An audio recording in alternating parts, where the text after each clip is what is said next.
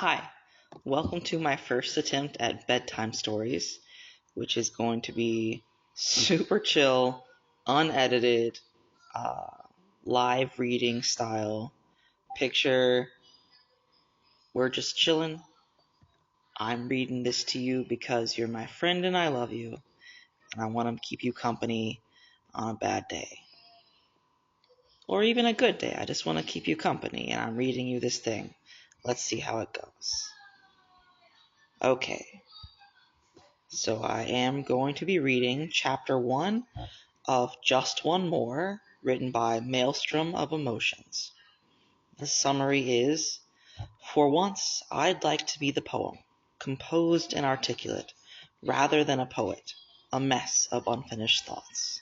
This work is a collection of thoughts and musings taking shape in the form of purple prose and poems. It is written for ambitious Alvin and Spartacus, both of whom inspired me. This is the author's note, by the way.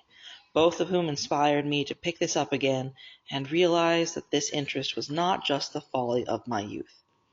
Thank you both for showing interest, and I hope you will both enjoy. I forgot to say that this is an original work and it is a collection of poetry and purple prose according to the tags. The audience rating is teen and up with no archive warnings. Chapter 1 is titled, Convince Me. Convince me that I have been sick forever, and all of this will make sense when I get better. That the shadows that cling to my bones are just fleeting guests, waiting to go. That the weight in my chest, the ache in my mind is temporary, not something I'll find in every whispered hour, in every sigh. That this too shall pass, that I won't always cry. Convince me that I have been sick forever, and that all of this will make sense when I get better. Tell me the darkness will peel away, that the light will return at the break of day. I'll believe in the lie if you say it enough, that one day the pain won't feel quite as rough, that maybe the smiles I fake will be real, that maybe someday I'll forget how to feel. Convince me that I've been sick forever, and that all of this will make sense when I get better, that the nights I've spent drowning in doubt will fade and I'll find my way out. But what if the sickness is all that I know? What if getting better means letting go of the comfort I find in the endless gray, of the quiet, the numbness that won't go away? Convince me that I have been sick forever, and that all of this will make sense when I get better. But if better means breaking, if healing means pain, maybe I'll stay in this familiar rain. For what is better when the scars still remain? When the heart keeps its memories sharp as a blade? Convince me, if you can, that it's worth the fight, but I'm not sure better is ever in sight. Convince me that I've been sick forever, so I can tell myself that things can get better. And that's the end of chapter 1. Thank you for listening.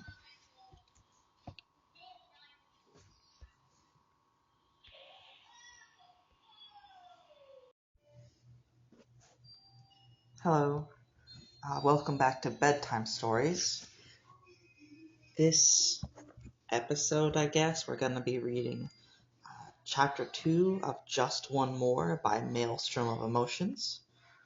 The title is Love Me, Say That You Love Me.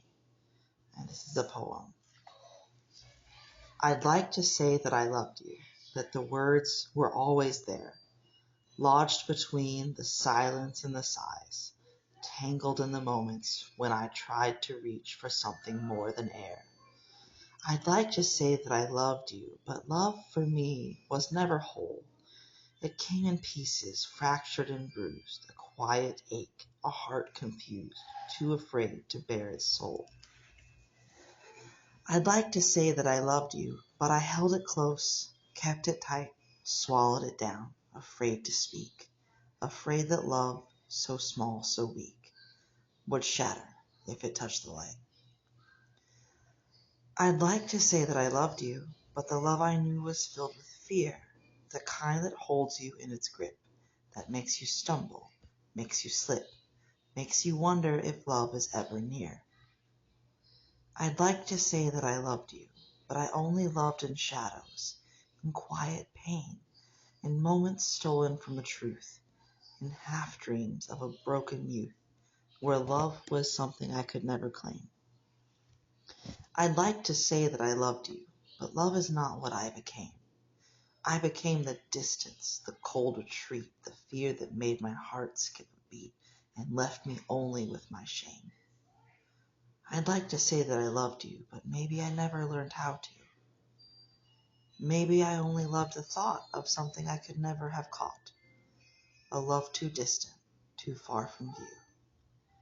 I'd like to say that I loved you, but now with you gone I'll never know if the love I held, so tightly hidden, was real or just a wish forbidden, a dream I let slip long ago. And that's the end of chapter 2. Reader's notes. Sorry for the background noise. My asshole roommate still hasn't turned the TV down. So I'm in my closet right now. I hope that helped cut down on the background noise a little. Maelstrom, I hope you liked the reading of your poems. That one deserves to be a song. Wow. Well, I'm gonna see if I can post this now and read you another one. Thanks for listening, and bye.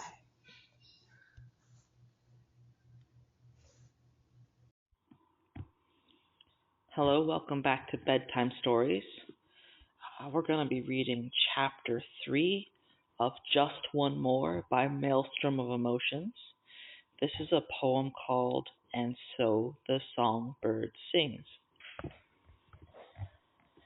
And so the songbird sings, in shadows thick with rust, where iron tongues twist broken truths, and every breath turns dust. The streets are stained in silence, ashes fall like rain. The echoes of 1,000 cries still rattle in the veins. And so the songbird sings, its tune a bitter whine, a melody of hollow bones that crack beneath the spine. The ground is full of fractures, the sky is bruised and gray, but still the notes cut through the dark, still the shadows sway. And so the songbird sings, while hearts are torn asunder, its voice the calm before the storm, the prelude to the thunder. The crowds they dance to whispers, the words that choke and maim, to lullabies of poisoned breath and graves without a name.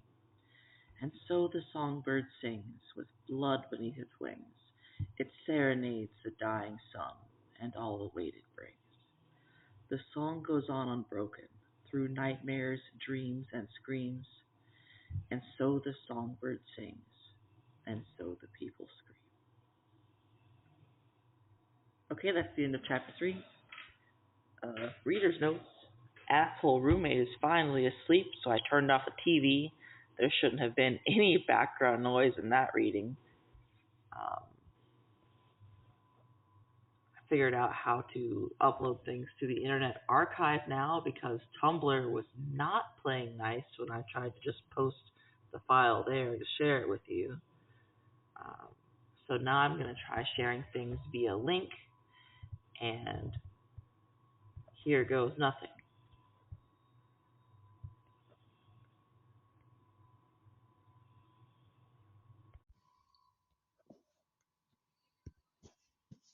Hello, welcome back to Bedtime Stories.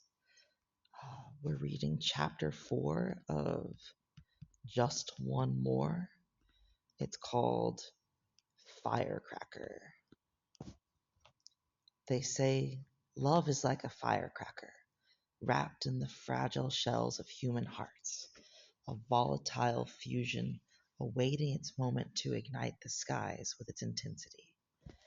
They say it is a light, like a dragon's breath, erupting into a cacophony of colors, illuminating the heavens with its glow.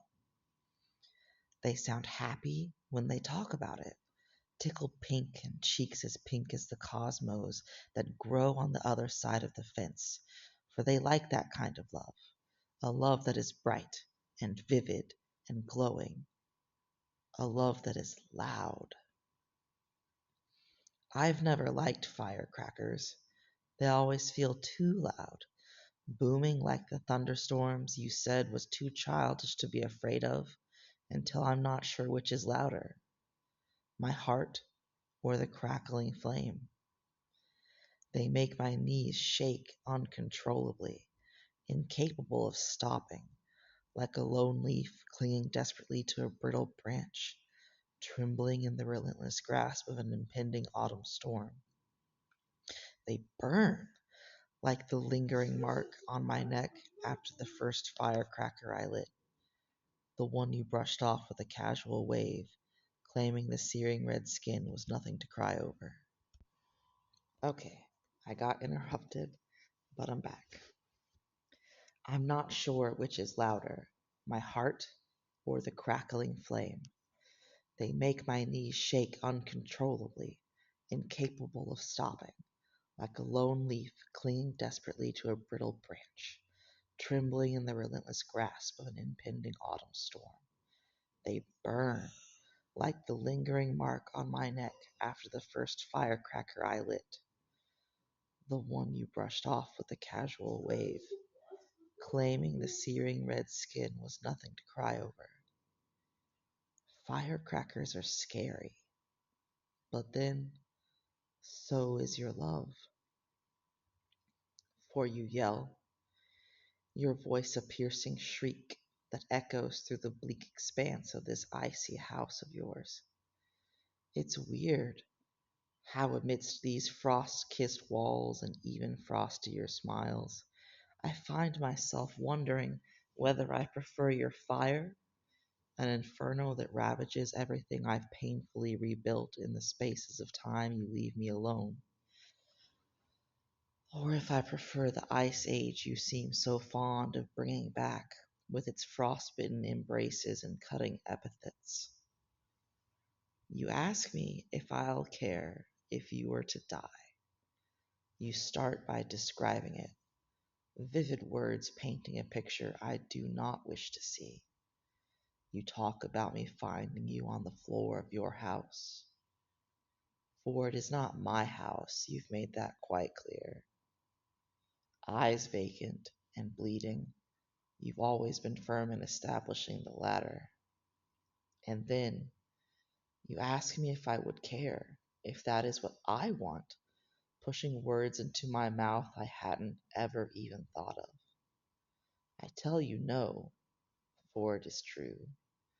And I don't mention how you started this because I told you the screaming scares me.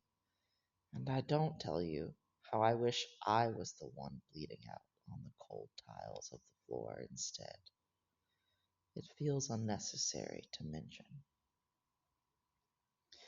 You weave tales like a skilled seamstress, plucking them from a tattered satchel of memories, embellishing them with shimmering sequins and swaths of fabric until they gleam with an illusion of splendor. The truth, you'd insist. Not mere tales. I always speak the truth. And I like stories, adore fables filled with dragons and damsels and angels and androsphinxes. I like, excuse me, I like how they make me feel like I'm anywhere but here, somewhere away from you. But unlike those fanciful tales, your stories are starkly different. They are bereft of gnomes or mythical beasts, devoid of fairies or sprites, bereft of any promise of treasure awaiting at the rainbow's end. No, your stories are all about you.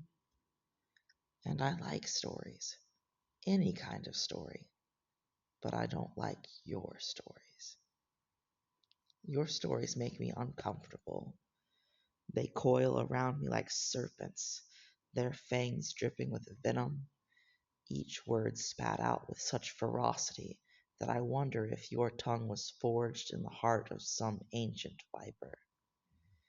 You hiss out the phrases and strike ongoing objects with such hatred that it leaves me recoiling. It's why I'm always roaming around when you tell your stories, wandering aimlessly to ensure your grasp never tightens around me. You seem to wield your tales like kindling, desperately attempting to ignite a blaze with your words, though I'm not quite sure whether it's me you seek to engulf in flames, or if the target even holds significance amidst the inferno you conjure. You tell stories about yourself.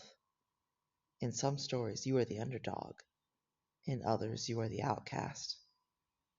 A hero in one, a victim in many others, but never a villain, never so.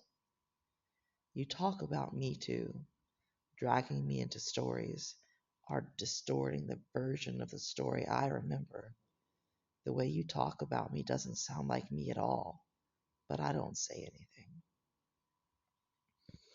And I don't mention how the way you talk about yourself doesn't sound like you either, though for a different reason than mine.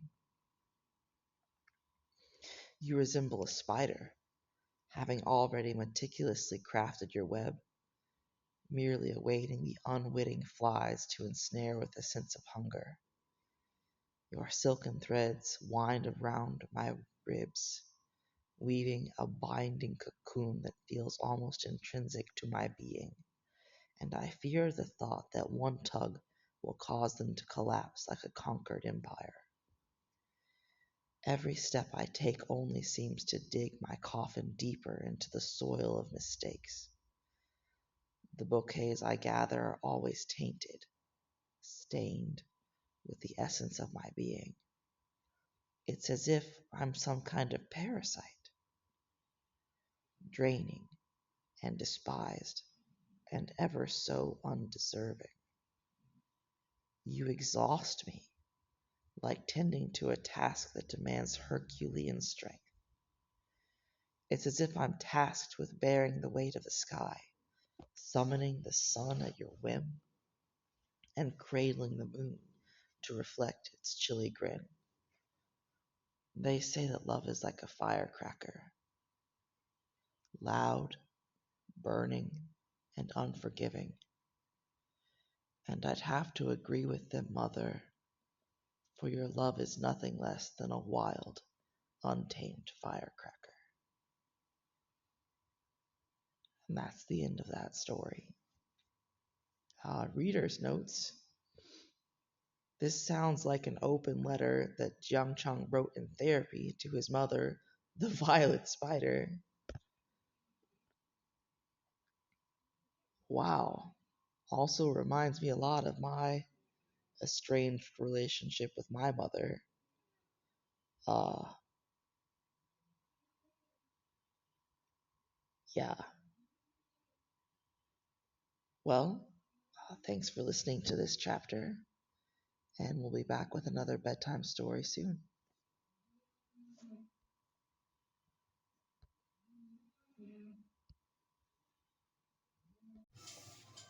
Hello, and welcome to Bedtime Stories. We're trying something new tonight. I've got my old phone set up close-ish to the tablet, and we're listening to a song called Pretty Eyes.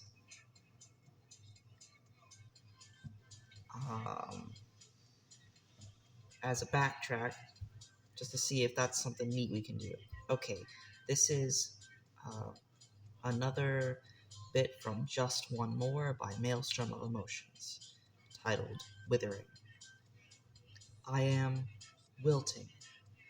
The exhaustion seems to have seeped into my lungs, clinging onto the pale pieces of flesh, weighing each breath with a leaden burden and settling into the hollows of my ribs. With every pulse of my heart, it sinks deeper and deeper, until one day I fear it will have no other place to go. I am withering. I could tear apart the cages of my bones, to carve out the marrow where the weariness has taken root, to split open my arteries and release the dammed flow of life that takes pleasure in circulating, to let the acidic torrent in my stomach overflow, and consume me whole, to sever all these tethering threads so I can collapse in a final release, so I can collapse like a flower, spent and withered, just needing to be thrown out.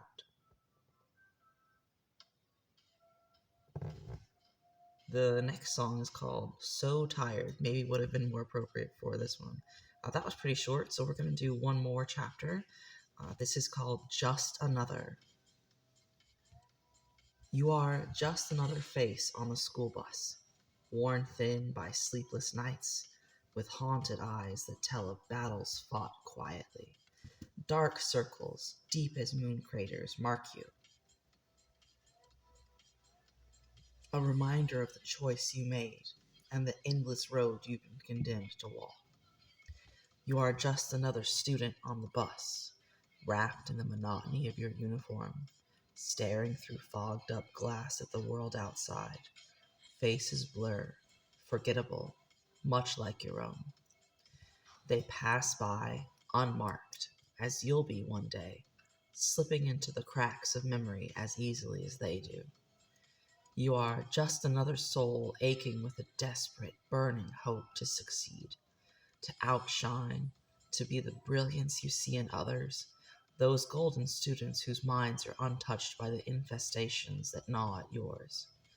They seem to sail through tests with ease, their names on your parents' lips more often than yours ever is. You are just another name, written small at the bottom of a results sheet, sometimes rising to the middle, but never high enough to matter.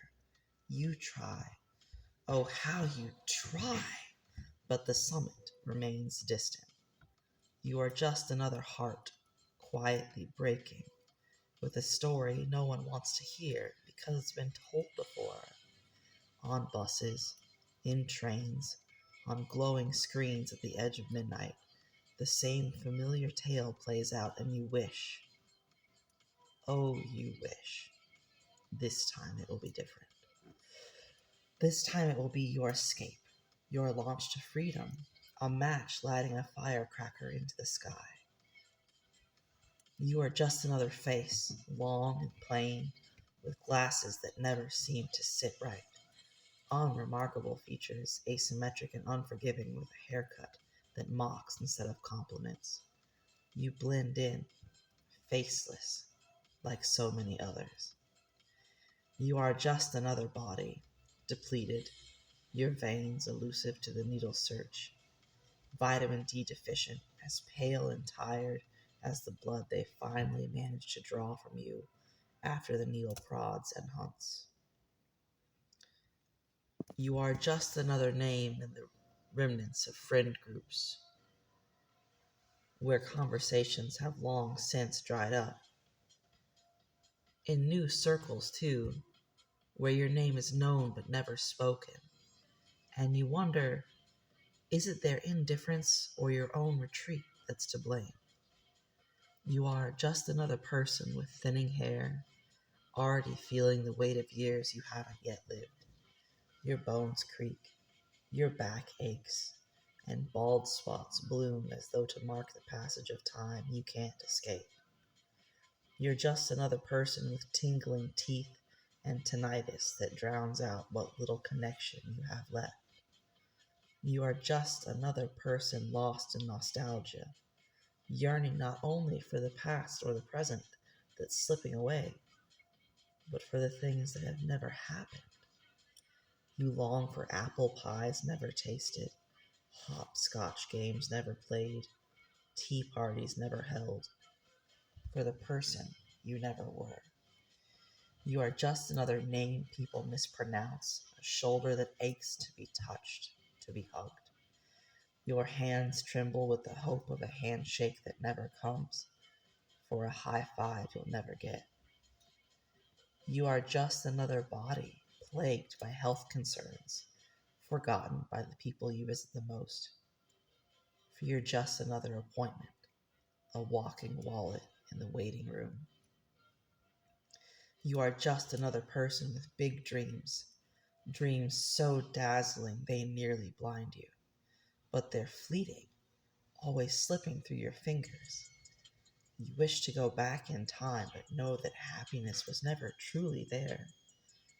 For there was no moment where you are just another person, another human treading this earth, another life that will one day succumb to the cold end of the universe. The world has died 1,000 deaths, and you will simply be another name lost in the void.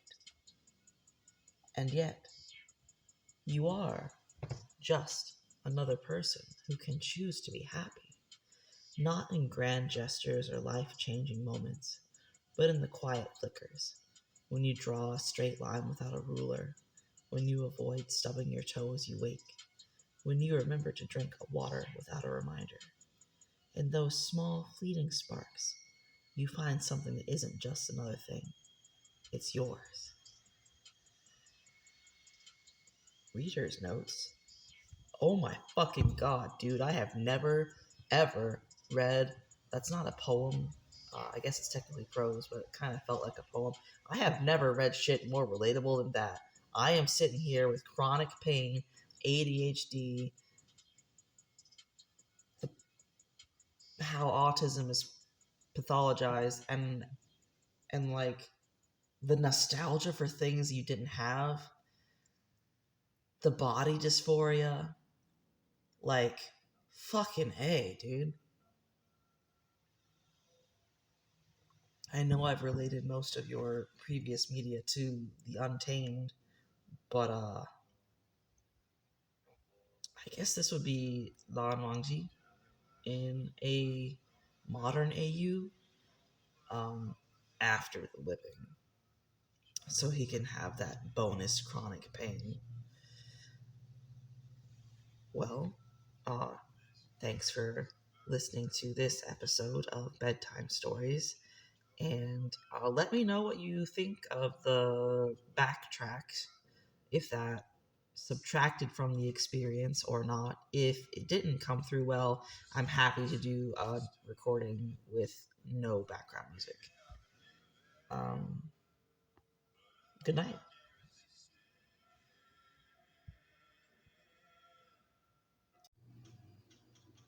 Hello, welcome to Bedtime Stories.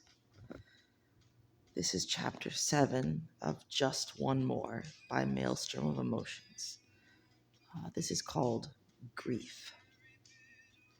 Your picture hangs above the TV. You are 5 years younger in the picture than you were in real life, and you look 20 years younger in the picture than you were in real life, splayed out in the icebox of an ambulance.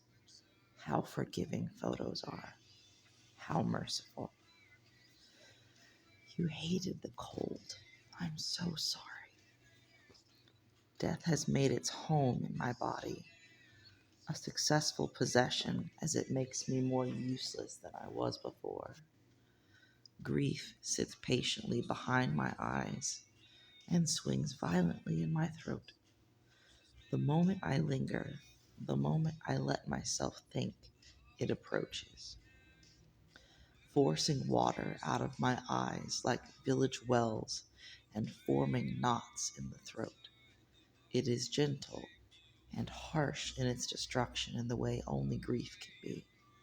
I do not blame it. I cannot. When people talk about grief, they make it sound like everything will become a reminder. And maybe that's true. Maybe I'm just pretending not to notice. But it's only in those sharp moments, when the sting wells behind my eyes, that I really feel it. That's when I see my heart, already fractured long before your death, split clean in two. It doesn't do much now. It just sits there, apathetic, beating because it has to. Each tear I shed makes it heavier, then lighter, but the brain holds on. It sears the image of you into my mind, skull shattered, mouth slack, until that's all I can see, until it erases every other memory of you. And the brain, it stays awake just long enough to hear my mother's cries, deep and guttural, full of rage, until there's nothing left to drown them out. The brain remembers. It's relentless. It's cruel. It's stupid. Oh, how it remembers. I can't erase it, no matter how hard I try, no matter how many nights I spend in the dark, willing myself to remember something softer, something kinder. The brain doesn't care about mercy, and each time I think it can't hurt more, it finds a new way to break me. Because you are everywhere and nowhere all at once. It's only after someone is gone that we scramble, desperate to find traces of them, becoming archaeologists of the heart, sifting through memories like relics from some ancient world. We search for these fragments, dust them off like they're fossils, and put them on display. Memory reminders of what? I'm not sure. Proof that you existed, proof that you lived, proof of something, anything that might make this emptiness feel less vast, like it has meaning. You're in the way I speak, in the way my tongue wraps around the syllables of our mother tongue, the one you insisted we all learn. Mom made sure we knew, said it was our heritage, that it sits deep in the chest. People say I sound like you now.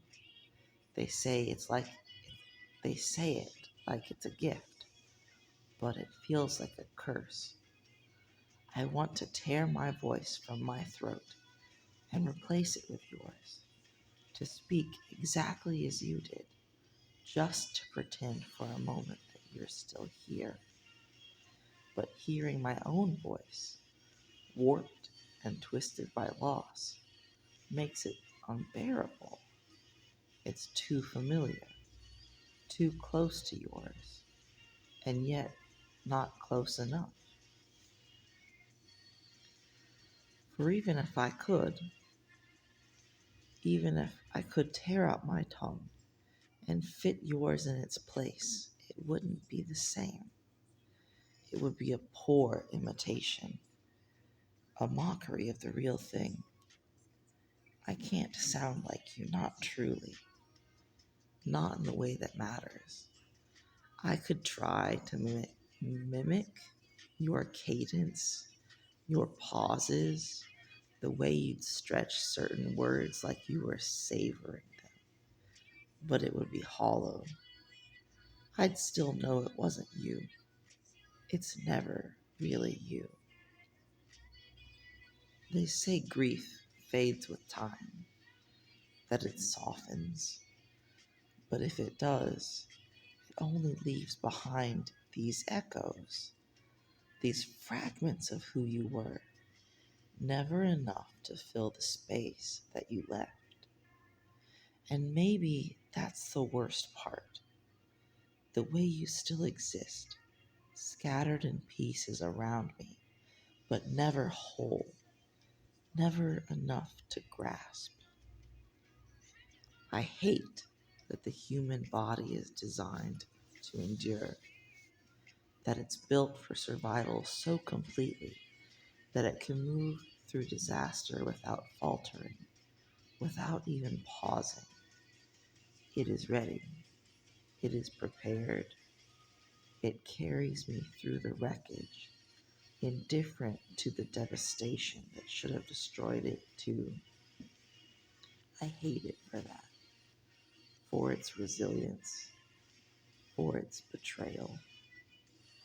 It moves forward, this body of mine, even when everything inside of me screams to stop, to collapse, to curl into the ground and let the earth swallow me whole. But no, the body keeps going. I wake up, I breathe, I eat, I speak. I am a machine of flesh and bone, following routines, performing tasks as if nothing has changed, as if the world hasn't fallen apart. The heart keeps beating, the lungs keep filling with air. I hate it.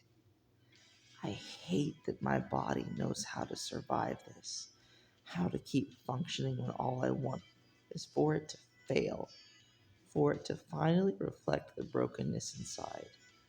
But it doesn't. It won't. It just marches on, dragging me with it, indifferent to my pain, indifferent to you being gone. Ooh, I gotta take a minute. That one that really resonated with me. The body being a machine that doesn't stop, even when you want it to.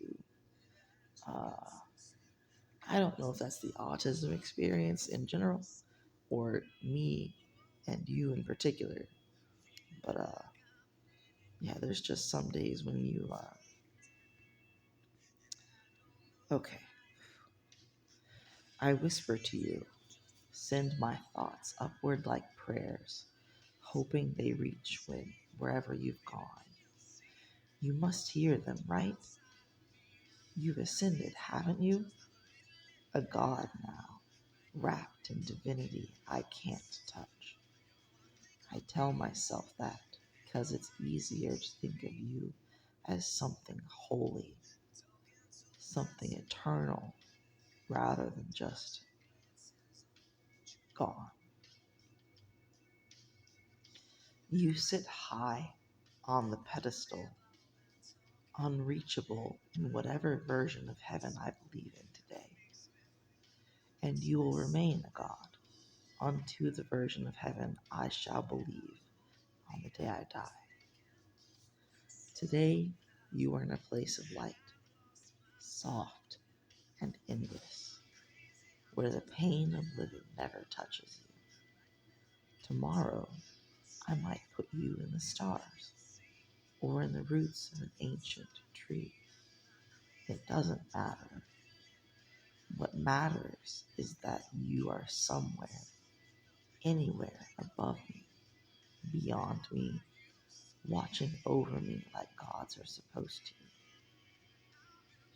And I will keep believing that until the day I follow you, until my own eyes close and I find out if you are really there at all. It's easier to turn my body into characters, to make the heart, the brain, and everything in between feel like something separate from me. It makes it easier to have someone to blame. I can curse my heart for being weak, for breaking too easily, for beating when I don't want it to. I can blame my brain for holding on to the worst parts, for tormenting me with memories I can't escape. It's simpler that way. I can shout at them, rage at them, as if they're not me, as if I'm not the one stuck inside this mess of grief and survival. It's comforting, somehow, to believe that the pieces of me are conspiring rather than accepting that this is just how it is. Because you are dead, and your picture hangs above the TV, and you look younger and happier than I will ever get to see. And that's the end of that piece. Whew. Dude, I almost started, like, I was tearing up. I was about to be sobbing in the middle of that.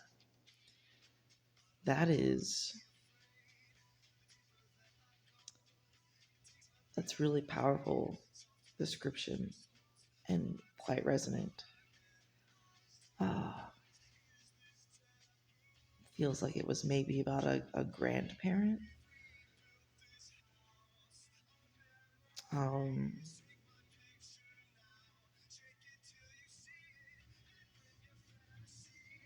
I know I usually make a joke about how your pieces relate back to the Untamed, but staying within the MXTX verse, that was Hua Cheng.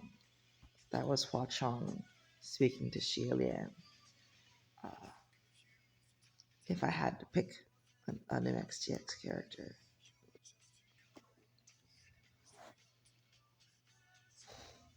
Okay, I'm going to pause on that one.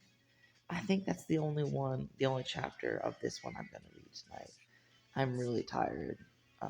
As I was telling you earlier today, I did not sleep well, got woken up really early, had an extremely busy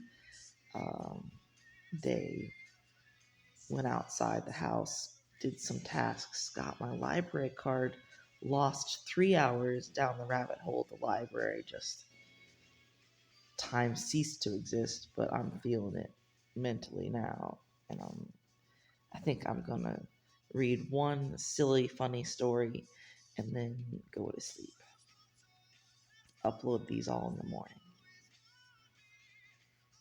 Oh, FYI, Rexy is right here with me getting a nice snuggle, which was good to have when I needed to take a nap.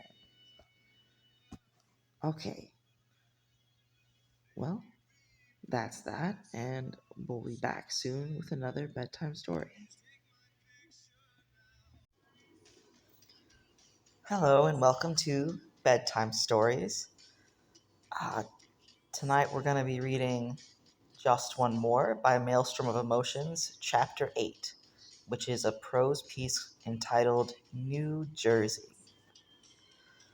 When people think of America, they think of New York, the skyline, the Statue of Liberty, the city that never sleeps. But for me, it's New Jersey that tugs at my heartstrings, that lingers in the back of my mind like the echo of a song I once knew by heart. New York was the glamorous neighbor, the one everyone wanted to be friends with, but New Jersey was home. I remember the streets lined with sycamores, their leaves turning golden in the crisp autumn air, the quiet hum of the suburbs, where life moved at a pace slower than Manhattan's rush, but fast enough to keep you on your toes. There was something comforting in the predictability of it all, knowing the faces at the corner store, the feeling of the cool Atlantic breeze on your face as you stood on the shore, the sense of belonging in a place that wasn't trying to be anything other than what it was. Now, living in Bangalore, where the pace is a blend of old and new, I often find myself looking back on those days. The vibrant streets, the tech-driven pulse of the city, the rich blend of tradition and innovation, and a side of bustling traffic. This is where I'm rooted now. Yet, there's a part of me that still wonders about New Jersey, that still hears the distant murmur of the places I once knew. Was it all just nostalgia, the way memories have a tendency to soften the edges, to make the past seem sweeter than it was? Or was there something real in those moments, something more than just the innocence of childhood? The ice cream truck's jingle on a summer afternoon, the thrill of the first snowfall, the sound of the trains rolling by in the distance. These memories feel like they belong to a different lifetime, one that was simpler, perhaps, but also filled with a quiet kind of joy that's hard to find now. Sometimes I think it's not the place I miss, but the person I was back then. Ooh, a kid with no worries, no responsibilities, just an endless summer stretching out before me. But then I remember the way the sun would set over the Hudson, casting a warm glow over the water, and I realized it's both New Jersey and the child who wandered its streets. Both are part of me, woven into the fabric of who I am. It's strange how the mind works, how it holds on to some places and lets go of others, how it shapes the past into something we can carry with us. And maybe that's all nostalgia is, a way to keep the parts of our lives we can't bear to lose. And that's the end. As a child who grew up in one state and moved to many others, uh, can confirm you can miss both the place and the person you were when you lived there. The ice cream truck noise, the train noises. I did not grow up in New Jersey. I grew up in South Carolina and Georgia. Um, definitely, definitely, when all you have to look for is playing in the summer, a different time. This one does not remind me of any uh, MDZS characters or MXTX characters. In fact, off the top of my head, it straight up reminds me of myself. I actually have visited New York City once, so like did the tourist traps thing. Um, did not go to New Jersey, so I don't have an opinion of that place in particular.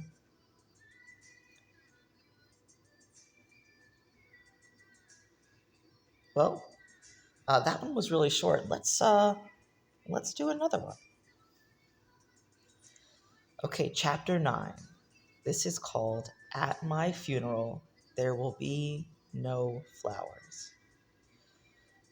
Note that this was inspired by the poem in Ars Poetica. All of you should read it, the poem and the fic. I think I may have found something, and I'm afraid it tastes better than heaven ever will. Okay, well, let's read this poem and then come back.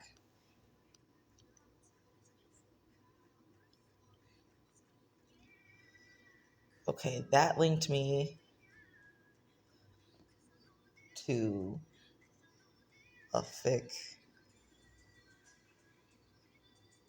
Never mind. That is a link to a fic for a fandom that I am not in. But if y'all are interested, uh, hold on. By the poem in Ars Poetica.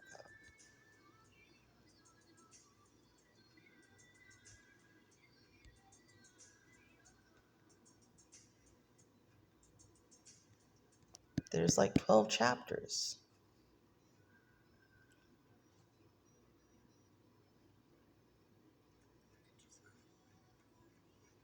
Hold on. I'm going to pause and reach out and see. No, here's what I'm going to do. I'm going to stop this recording here, and I am going to reach out and see which poem exactly chapter 9 is referencing, and then come back. Hello, and welcome to Bedtime Stories. Um, this one is for Maelstrom of Emotions. We are reading one of their prose pieces inside of the work called Just One More. Um, it's called At My Funeral There Will Be No Flowers, and it's inspired by a poem in a linked work, and I'm going to read that first.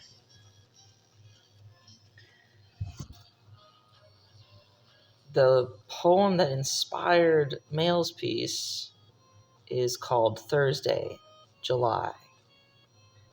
And the summary doesn't seem relevant, so I'm going to skip it. Oh, by the way, Maelstrom, I do have Rexy with me. I am not laying down, but I'm at my desk. But Rexy is right here, propped up between me and the countertop. At my funeral, there will be no flowers. This, a request I write in the wrinkled pages of thrown away suicide notes. I do not want 2 plucked dead things at my coffin. There will be no white lilies stuck to cherry wood casket. There will be no pre-wilting roses or orchids weeping in the iron fist of a father, no forget-me-nots in twin palms. Instead, I imagine my funeral as I am. There is a thing lost at sea. It is weathered by salt water and unanchored. It is sinking. At my funeral, the sky opens her mouth to pour. At my funeral, the river overflows. Flowers do not grow underwater. I learned this from a brother or two. I learned that grief is a thing of threes. There is no room in a mourning house for a 4th flood. I live in rooms full of water and shipwrecks. I do not miss the flowers. Really, I have never seen them. At night I dream of a mother I'd never met. She has no head, just hands, and she holds me as if my spine was always meant to be bent, curled into her arms, cradled. I dream of funerals and homegrown alliums. I dream of newly dead sons and their mothers. There is ivy tickling my chin, soft earth a cushion underneath my heavy skull. Truthfully, I am already there. I hear the soil is warm this time of year. Oh, I really liked the part about your spine was meant to be curled up so somebody could hold you. Wow. Okay. Hold on. I gotta leave a comment on the poem because that was pretty fucking awesome. Those lines. Yeah. Resonant. Okay. So, back to Maelstrom. At my funeral, there will be no flowers. No blossoms will line the path to my grave. No roses shedding soft petals on cold gray stone. Side note, it's very difficult, I think, with the poetry to decide what's the right pacing. The way the verses were spaced, I hope I gave it a pleasing run through. Okay, at my funeral, there will be no flowers. No blossoms will line the path to my grave. No roses shedding soft petals on cold gray stone. There will be no garlands, no wreaths resting on a casket that holds nothing but the shell I leave behind. The world will not mourn in colors, nor will it remember me in sweetness. The air will be barren, devoid of the fragrance that fills the hearts of those who are loved. At my funeral, there will be no flowers. There will be no roses to mark the pain, no lilies to speak of peace, no vibrant blooms to soften the blow of death, to remind them that I once existed in their lives. It won't matter, really. I have always been invisible, just another forgotten story left to wither in the cracks of their memories. There will be no fragrance of jasmine or lilac to mask the cold stench of decay. Only the bitter scent of things left unsaid, of the space between us that grew wider with each passing year. At my funeral, there will be no flowers. The ground will be bare, and the wind, unkind, will howl through the empty branches, stirring nothing but the dust. Those who come will avert their eyes, their faces pale and impassive, hands clenched inside their pockets. They will shuffle, exchanging uneasy glances, perhaps wishing they had not come at all. Not out of grief, no. Grief requires attachment, requires the weight of loss. But there will be none of that here. Only the hollow politeness. Excuse me. Only the hollow politeness of those who are bound to show, tethered by an obligation they will resent by the time they leave. I know people like that. At my funeral, there will be no flowers. The tears will be dry like dust in the wind. They will file past in silence, a procession of ghosts, more alive than I ever was. Their faces will blur together in a sea of apathy, nameless and shapeless, like the relationships that crumbled long before I even thought to hold on. They will not linger. They will not remember. They will slip away like the tide, leaving nothing behind but a cold stone and a name that will soon be forgotten. At my funeral, there will be no flowers. Only the cold stone walls of the chapel, stretching like long forgotten bones, will remain. The sky outside will bleed a dreary gray, a sky that does not weep, for I was never worth the rain. I imagine they will whisper, those who attend, not the kind of whispers filled with remembrance or love, but murmurs of awkwardness, of wonder at what they are even doing here. They will shift in their seats, checking the time, each heartbeat a countdown to escape. The minutes will drag like lead, heavy in the silence that no one knows how to fill. At my funeral, there will be no flowers, for I was never anyone's garden. No vibrant reds or delicate whites to symbolize beauty or purity. Nothing of the sort. Oh, I lost my place. I was never the person people planted seeds for, never the one who inspired roots to grow deep. My life was nothing but a passing gust. Oh, nothing more than a passing gust, a whisper of wind in an empty room, gone before it was ever noticed. How could there be flowers for someone who never bloomed? At my funeral, there will be no flowers, only the skeletal remains of what could have been. The hymns sung will be flat, barely rising above the dry air, forgotten as soon as they are uttered. The prayers spoken will be routine, empty words falling like dust on deaf ears. They will lower me into the earth with no ceremony, no lingering farewell, just the mechanical process of lowering a body into the ground. Even the dirt will not care, swallowing me whole, indifferent to what I once was, if I ever was at all. And still there will be no flowers. The people will leave, and soon even their footsteps will fade, lost to time. The cemetery will grow quiet, still, as though it had never been disturbed. There will be no lingering grief, no candles left flickering by a gravestone, no names whispered through choked breaths. At my funeral, there will be no flowers because there was no one who ever thought to plant them for me. I will disappear as I always feared I would, without a trace, without a mark, without a single bloom to prove I was ever here. No more questions, no more what ifs, no more pretending. Just the quiet truth that at my funeral, there will be no flowers.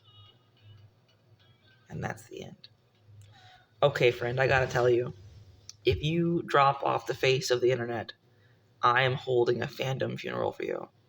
Just so you know, you might not get mourned IRL at the cemetery, but we will be doing things in your honor and your memory.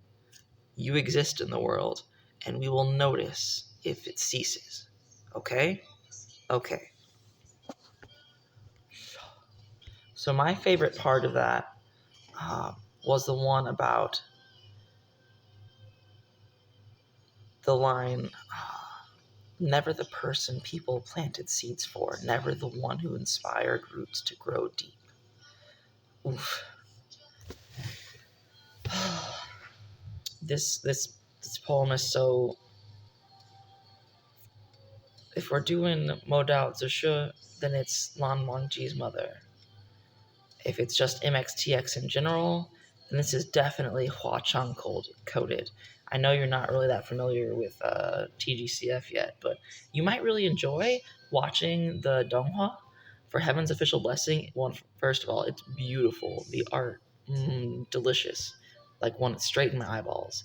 And the music is really good. And the voice acting, I prefer the original Mandarin with subtitles, of course, but some people said that the English translations actually were even gayer than the original language, so I don't know. And if you need it, I have a Crunchyroll subscription that I'm happy to share if you want to watch it that way, just for you. Okay, well, I'm going to end this recording because it's 1 a.m. my time, and you did tell me to go to sleep, so I'm going to do that. Thanks for listening, and I'll be back soon with another bedtime story. Hello and welcome to Bedtime Stories. We are reading another chapter in Just One More by Maelstrom of Emotions. This piece is called In the Graveyard. The blood that drips down from your chin is sickly sweet and metallic and oh, so familiar.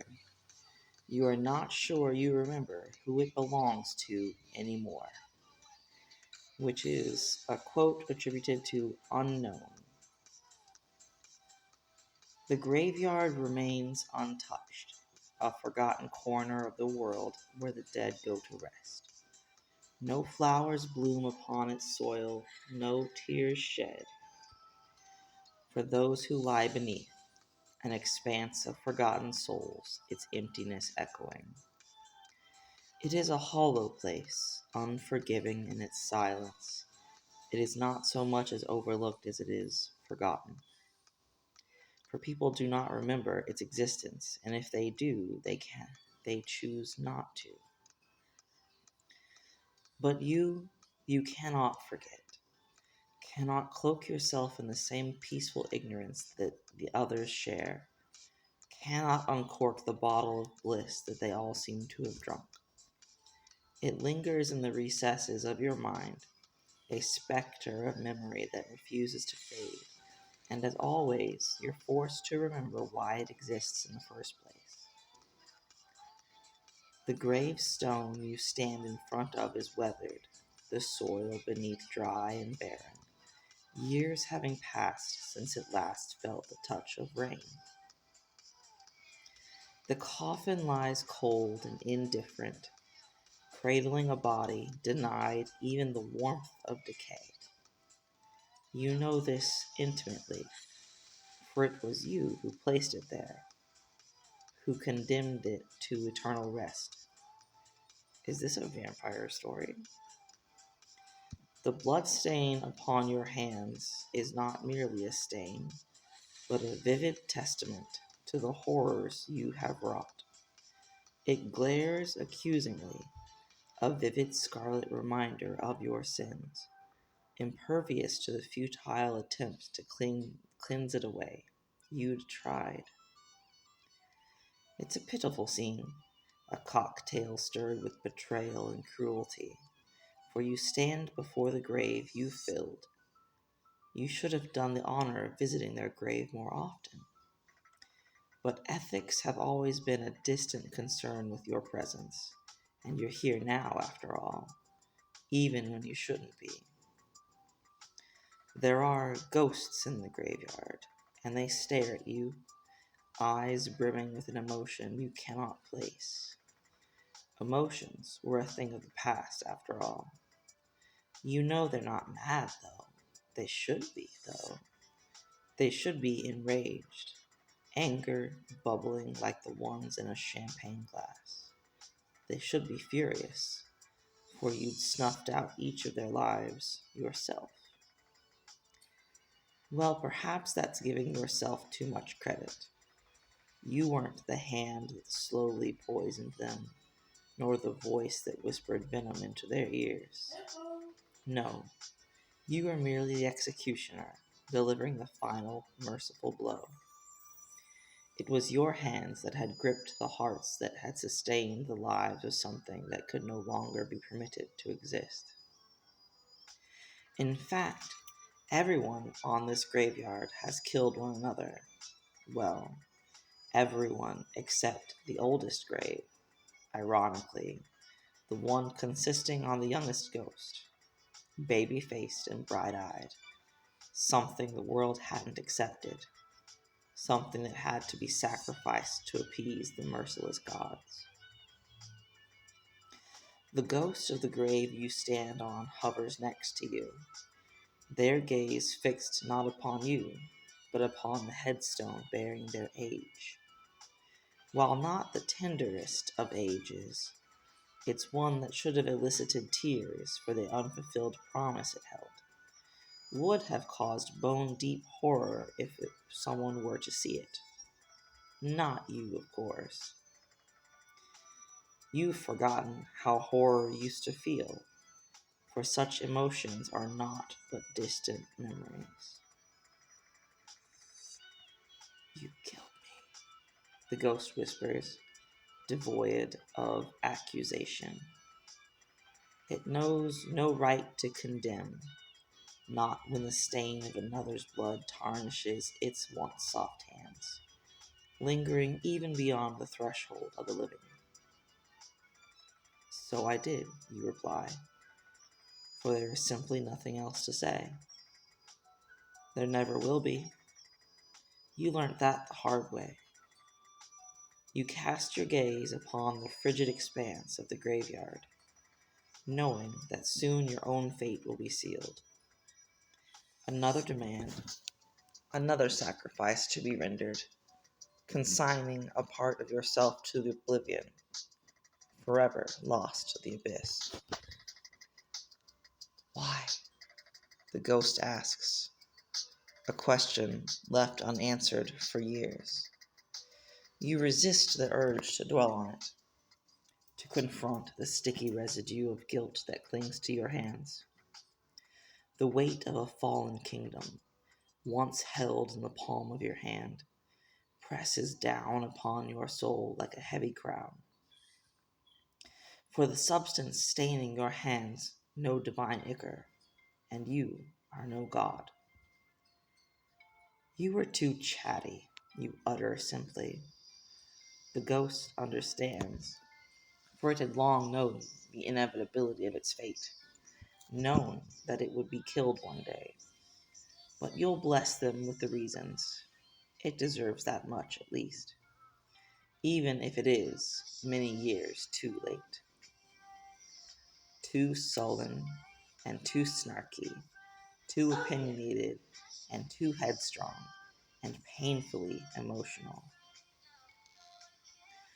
The ghost remains silent, accepting the indictment without protest. It knows there is no defense to be made, no absolution to be sought in the court of the dead, for it is no more than it is in the court of the living. You know they don't like that, you murmur, your voice barely more than a whisper. It was only a matter of time. Perhaps it's a cruel admission to make, but you've long surpassed the boundaries of morality.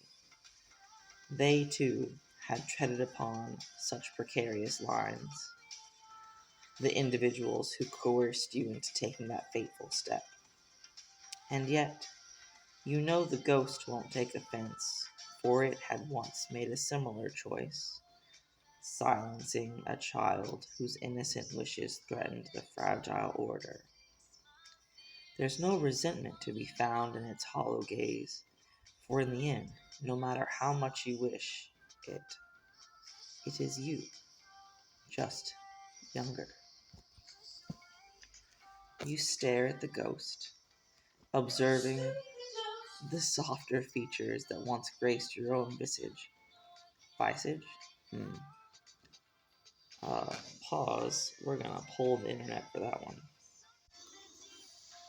Okay, according to the American Heritage Dictionary 5th edition, that is visage.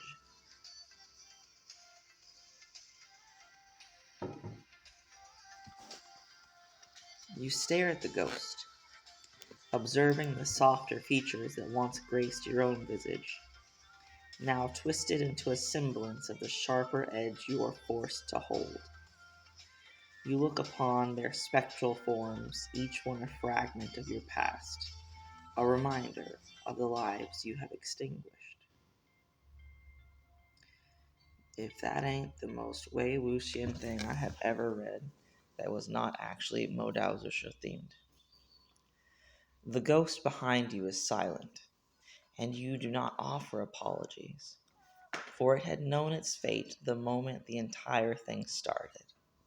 Like a caged bird, it had sung its days away, resigned to the inevitable demise awaiting it within those very confines.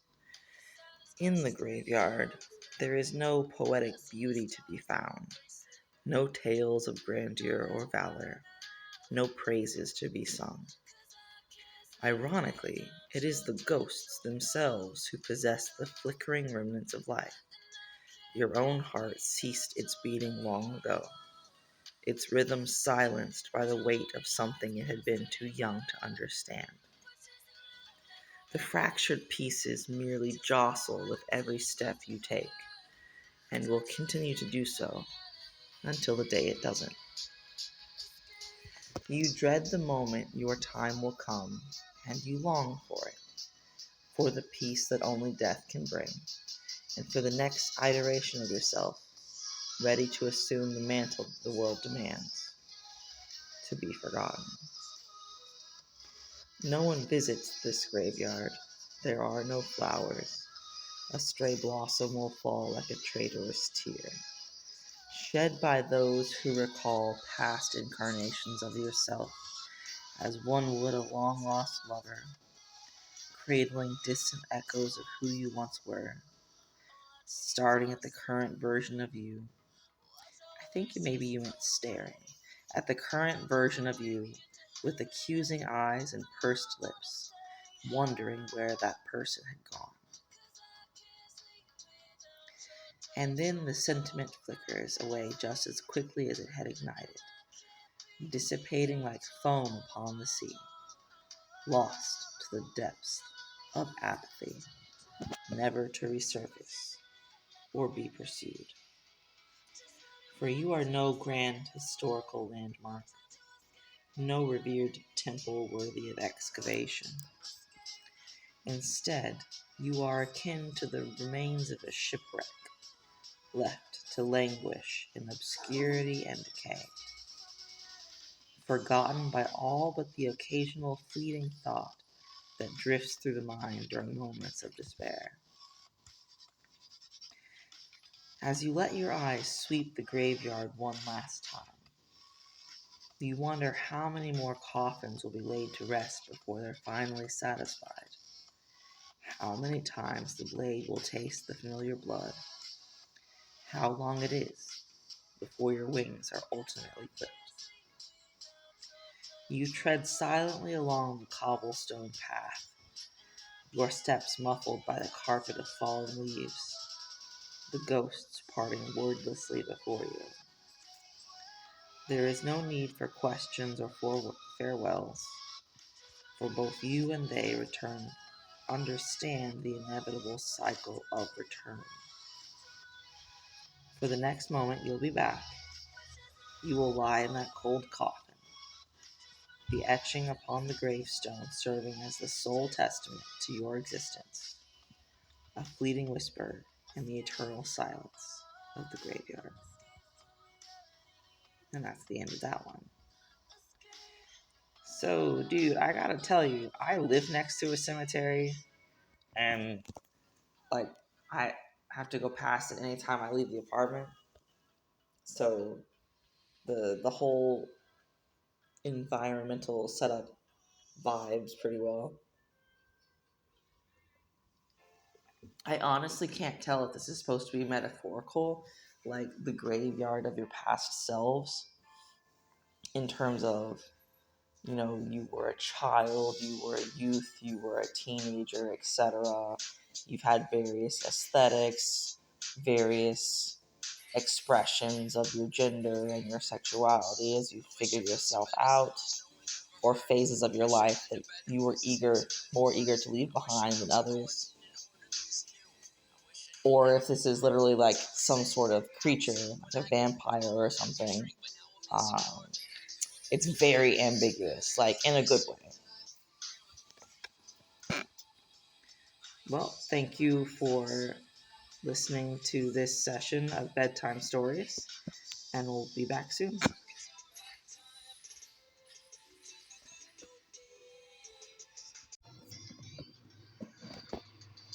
Hello, and welcome to Bedtime Stories.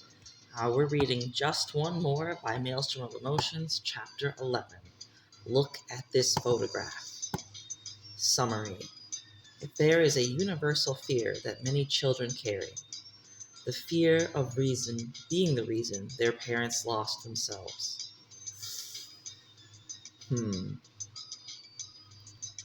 As far as time capsules go, photographs do a damn good job of being one. Fragments of memories captured in each and every snapshot, suspended unsullied by the unrelenting march of years to come after it. Every photograph holds this spell, the alchemy of light and shadow, but there is something singularly enchanting about the ones that belong to an older time. In this era, where my gallery swells with an embarrassment of images, surpassing little populations of my Gmail, my chats, and everything else, the charm of a physical photograph lingers like an echo from a distant, slower world. Perhaps it is because we did not grow up with them, these relics of negatives and dark rooms, of sticky prints hung to dry like a painter's masterpiece. New things, no matter how old they are in truth, always feel like sorcery when they belong to someone else's past. But magic is rarely kind. It is a double-edged thing. And for someone like me, gazing at this photo 30 long years after it's been taken, 3 decades, an epoch in the lifetime of anyone captured within its fragile frame, it feels almost cruel. Cruel in the way that only perfect happiness can be, crystallized in smiles too bright and unblemished for memory alone to preserve. Cruel because no modern camera, no pristine lens on a phone could ever catch the same humanity, the same luminous life that seems to dance off the glossy paper. Yet somehow it is a mercy to this cruelty, one softened by nostalgia's tender hand. The photo book, or album, though that word feels too grand, is no extraordinary artifact. There are no leather-bound books or gold-trimmed edges, and there is certainly no loopy handwriting written in bright ink. No, it is a humble thing, almost careless in its construction. Faded pages bound in cheap cardboard, with the name of a long-closed camera shop and instructions for a bygone device printed on the back. The photos slip into thin plastic sleeves, crackling and delicate, the kind of material that reminds me of the cellophane Mom wraps around our tiffin boxes. What the fuck is a tiffin box? I'm sorry, that must be like a local thing to you that I have no clue what that is. Okay, sorry. There are 30 pictures in total, each one bearing the faint marks of age, like a paper-thin patina. And in 25 of them, almost all, You were there. You from 30 years ago, freshly 20. Younger, yes, but still older than I am now. Beaming in a way that feels startling, almost unfamiliar. As if the you in those photographs. Oh shit, I clicked something and I pulled up a window in front of what I'm reading. Hold on. Okay, we're back. No. Yes. Oh, here we are. Younger, yes, but still older than I am now. Beaming in a way that feels startling. Excuse me. I'm sorry, I'm just gonna go off the rail. I am so fucking hungry, but I'm trying to donate plasma, and I couldn't do it this morning because they were like, your hematocrit and your protein levels are fine, but your blood is too light pink. And I'm like, excuse me? And they're like, what did you have for dinner last night? And I was like, oh, my neighbor made some pork ribs. They're like, oh, that explains it. I'm like, why? Like, too much fat. Did you know too much animal fat in, like, digested and converted to whatever in your bloodstream makes you ineligible to donate plasma because the machines that collect the plasma have some level of sensor for the cloudiness of the blood, and that'll false positive that there's an issue with it. Today I learned, and now you know. So this day, because I rescheduled my appointment for tomorrow, this day I have been fucking mainlining water, peanuts. I found some boiled peanuts in the grocery store in a pack that you can make at home in the microwave. False alarm, fake news. That shit is disgusting. I need to drop by a local sketch-ass gas station and pick me up some real boiled peanuts.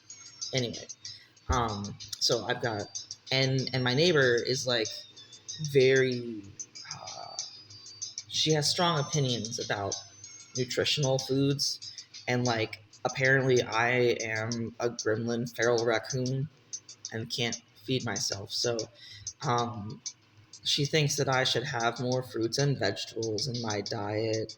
I mean, fair, probably true, but I'm never gonna cook it for myself. So that's where it's like simpatico, right? Because she likes to cook, but not for just herself and her daughter. It works great. I buy the raw ingredients, she cooks things, and then we eat together sometimes. Very nice. Okay. So she made this. She taught me. Well, she thought she was teaching me. I felt like I was watching an in-person episode of some cooking show on the Food Network. She made the ribs here in my apartment, like from scratch. Did you know people can make pork ribs from not pork ribs? I'm sorry, beef ribs from scratch? I didn't. I thought that was a thing you could only have in a restaurant. It was pretty good. But I didn't. I wasn't thinking the crispy, crunchy bits on top. That was straight up animal fat, just browned to delicious crunch with the sauce and everything. And she wasn't really thinking either that I had the appointment because time is fake and the ADHD condition, the autism, who knows? Like we both knew that I had the donation appointment in the morning, but neither of us connected the fact that the animal fat was going to affect that, whatever. So today I'm sorry, this got way off topic, but today I've only had smoothies, like fruit and vegetable smoothies, water, and peanuts, or like peanut butter protein bars to try and, because you have to avoid cake, cheese, greasy foods, fried foods. I'm like, well, what the fuck am I supposed to eat? Cheddar cheese is the shit. That's like half of my goddamn diet. Cake is a reward for being alive. Fried foods are the best part of living in the USA Deep South. Like, my dudes. And I'm trying to get into this. It's not like as a job, plasma donation. I mean, I do believe in the medical reasons to do it to support other people. I used to donate whole blood all the time, but I haven't been able to recently. That's way beyond the scope. But you can get like $50 per donation, and you can do it twice a week. With whole blood, you can only donate like once every 6 to 8 weeks, I think it was. Who knows? But plasma, you can donate twice a week and get $50 a pop. I can get an extra $400 a month for sitting in a chair reading while somebody, sticks a needle in my arm, and I just chill for a bit. Holy fuck, right? That's like, I could get a car. I could get a new phone. I could do so much with an extra $400 a month. But I walk in there today and they're like, "No, you're deferred." I'm like, "Oh fuck, is this a bad sign?" And I'm instantly just totally discouraged. I wanted to just be like, "Never again." I left the house. I tried a new thing. I found a new address. I went into a parking lot I've never been in before. Do you know how much I hate going into brand new parking lots? Because they're all different. They're all shitty in some special way. Oh my god, I hate driving. It's so fucking stressful.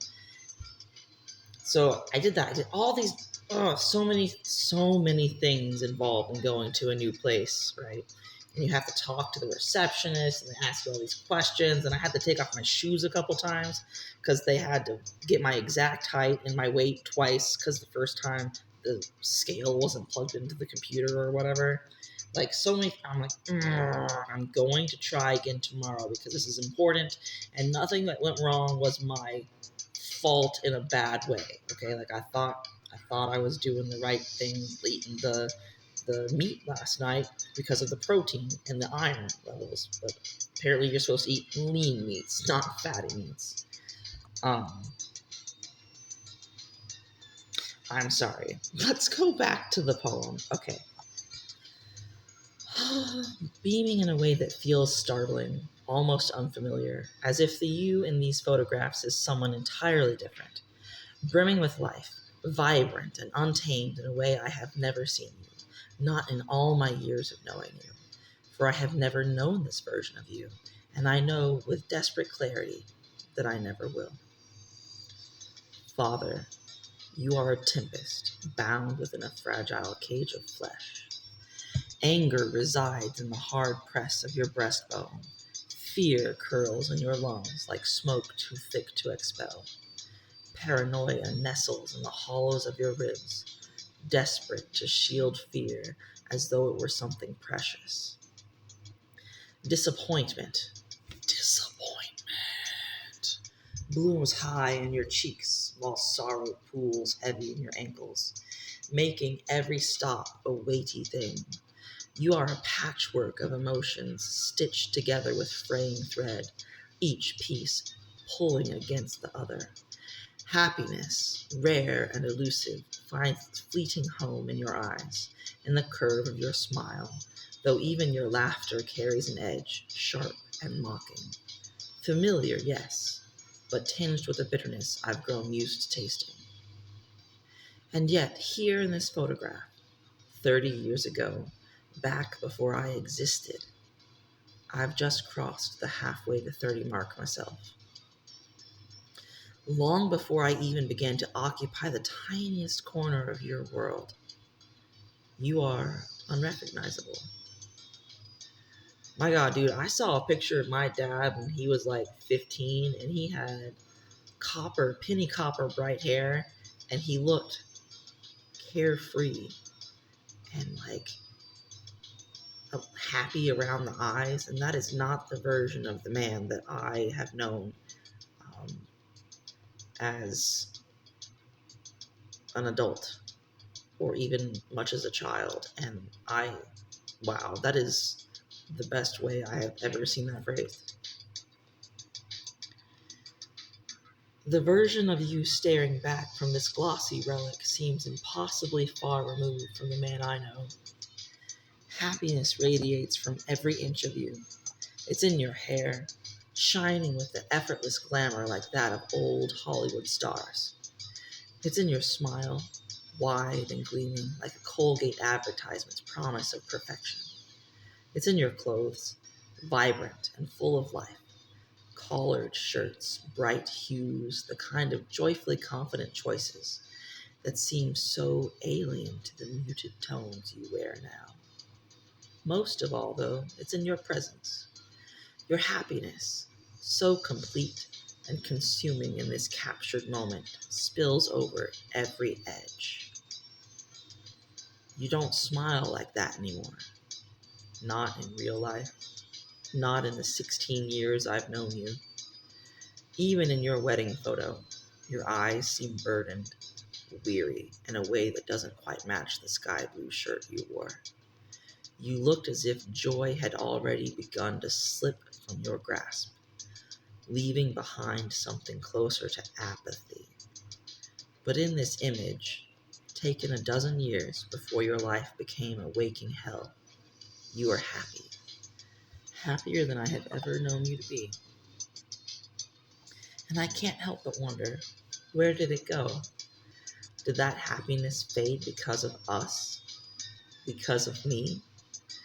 Did the joy you once carried begin to shrink, to recede bit by bit into your tailbone and your wrists until it retreated to the tips of your fingernails, only to be clipped away on your wedding day?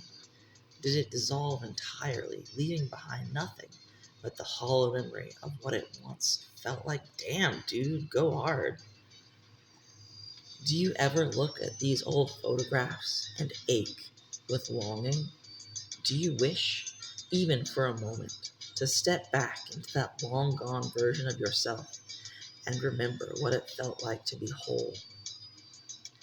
If you could go back, I wonder, if you could stand before the younger version of yourself, the one captured in this photo, radiating happiness and hope and of carelessness known only to youth, what would you say? Would you warn him? Would you tell him of the years ahead, of the grindstone life spent slaving for a corporate machine that chews and spits out its own? Of the mornings spent drinking tea, not for comfort, but in a futile attempt to wash away the acid that scorches your tongue? Would you tell him about the child born to you, this child with failure etched into their bones, sorrow hollowing out their eyes, rage smoldering in their hearts so much that you wonder, hold on, where did I go? Rage smoldering in their hearts so much that you wonder if they live off of spite and disappointment for a smile. Would you dare to strip away his dreams and replace them with the reality you live now?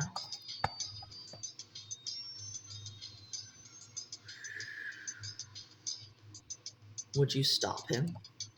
Would you undo all of it, our lives, our existence, if it meant sparing yourself from the wreckage? I would. Perhaps I should hesitate. But there is a selfishness in admitting that. But I don't think I would.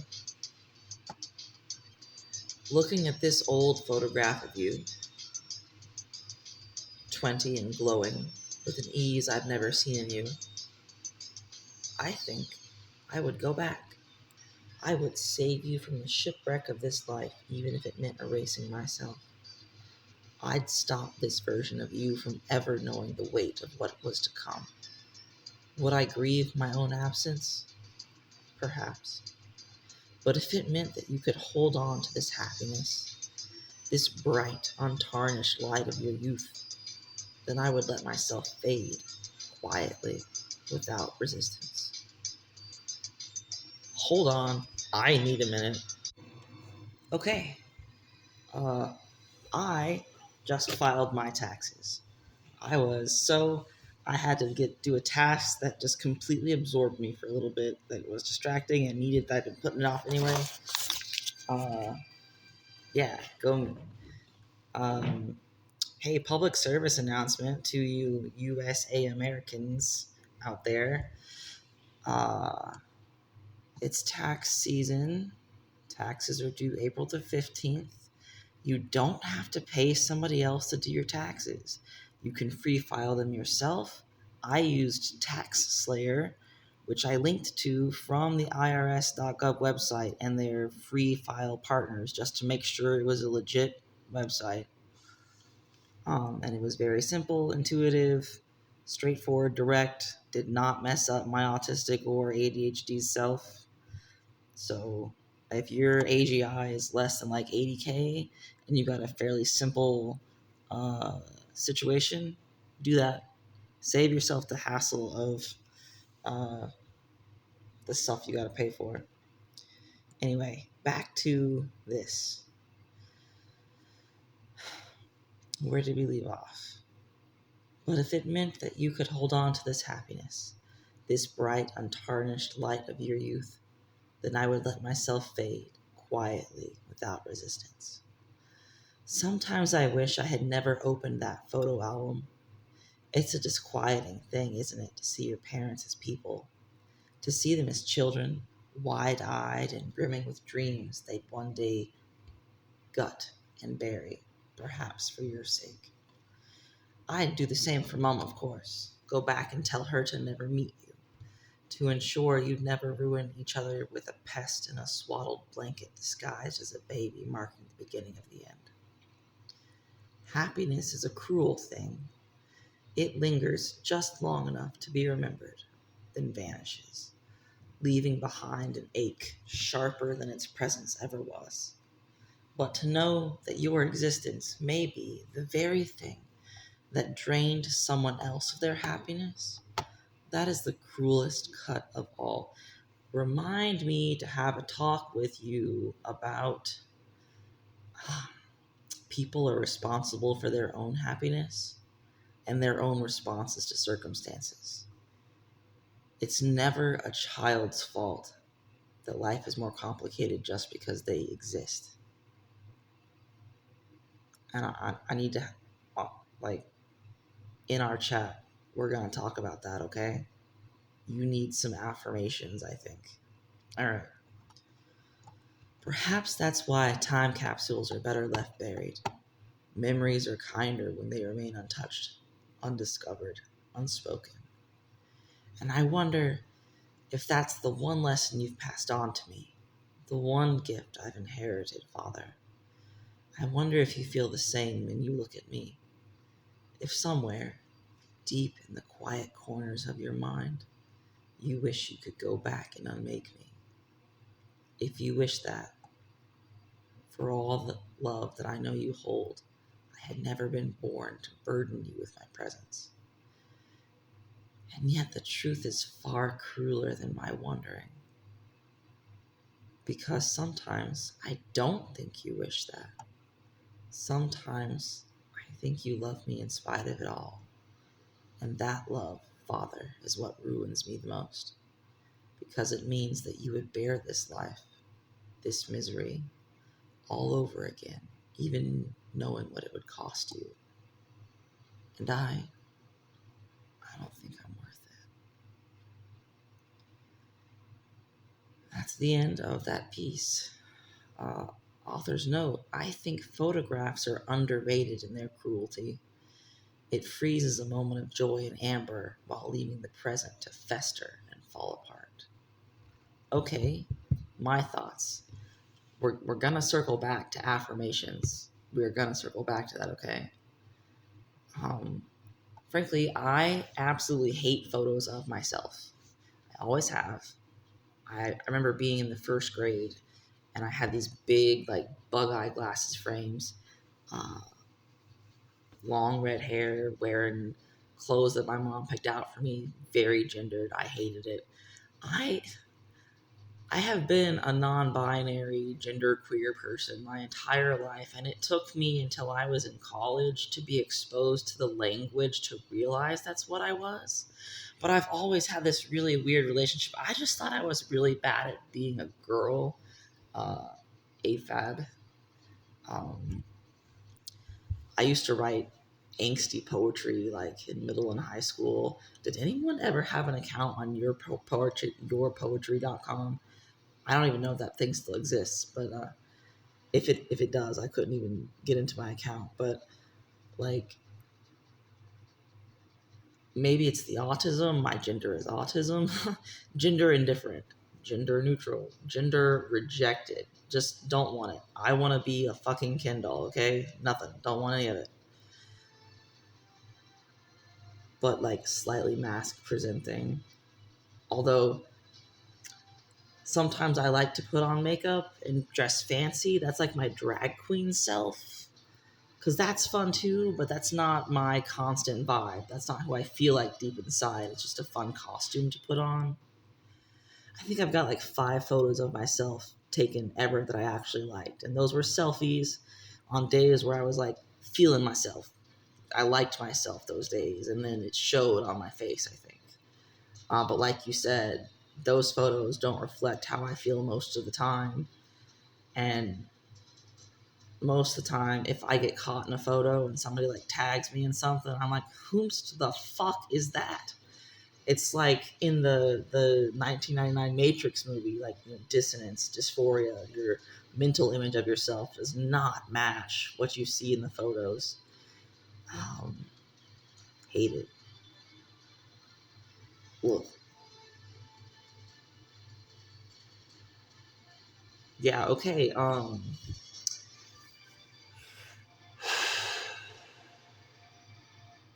Maelstrom, I need you to repeat after me. I exist in the world. I am allowed to take up space. It is not my fault that I was brought into the world. And I am allowed to be happy. I am allowed to enjoy things. I am responsible for my own happiness the same way that other people are responsible for their happiness. You do not exist to be someone's companion. You do not exist to be the reason for their joy. They can take joy in your successes and your presence, but you don't have to justify your existence by meeting someone's standards. I hope that helped. Those are the kinds of things I tell myself on bad days. Uh, Forehead kiss for you. Mwah. I'm going to wrap this up. Thanks for listening to this episode of Bedtime Stories. I will be back soon. Hello, and welcome to a midnight edition, plus a couple minutes, of Bedtime Stories. We are awake currently because our new addition to the household, Norbert, needed an escort to the food and water bowl. It was not satisfactory until I was beside the water bowl and the food bowl and had them both filled up completely to the top. Norbert has standards, okay? Hello, you just got water on my face, you ridiculous creature. Tonight we are reading Just One More by Maelstrom of Emotions, Chapter 12, which is posted just a few days ago, so congratulations on your new chappy. It's called Tell Me a Tale. The summary is, tell me a tale, the heart asks, and what does the brain have left to do but answer? Author's note. I find it a tad ridiculous how it seems almost impossible to capture happiness, as fleeting as hummingbirds and sunlight in hands and broken smiles. But everything devoid of it seems too easy to fall into. Far too easy to fall into. Yeah, preach it. Okay. Are you ready to start? Here we go. They tell me the tale. Oh my god, I've got the song from The Little Mermaid stuck in my head already. I'm gonna find that and plug that video into my chapter post for this one, I think. A name bright with victory, glowing as though the gods themselves scrawled it across the heavens. His life is the saga, sung by the bards, the story sung to awe and envy. They tell me the tale of a man whose veins pulse with the very fury of Ares, who tore through the world with a conqueror's stride, whose every breath was a challenge to Olympus. He was not merely a man, they say. He was conquest itself, embodied, a myth who walked among mortals and dared to win.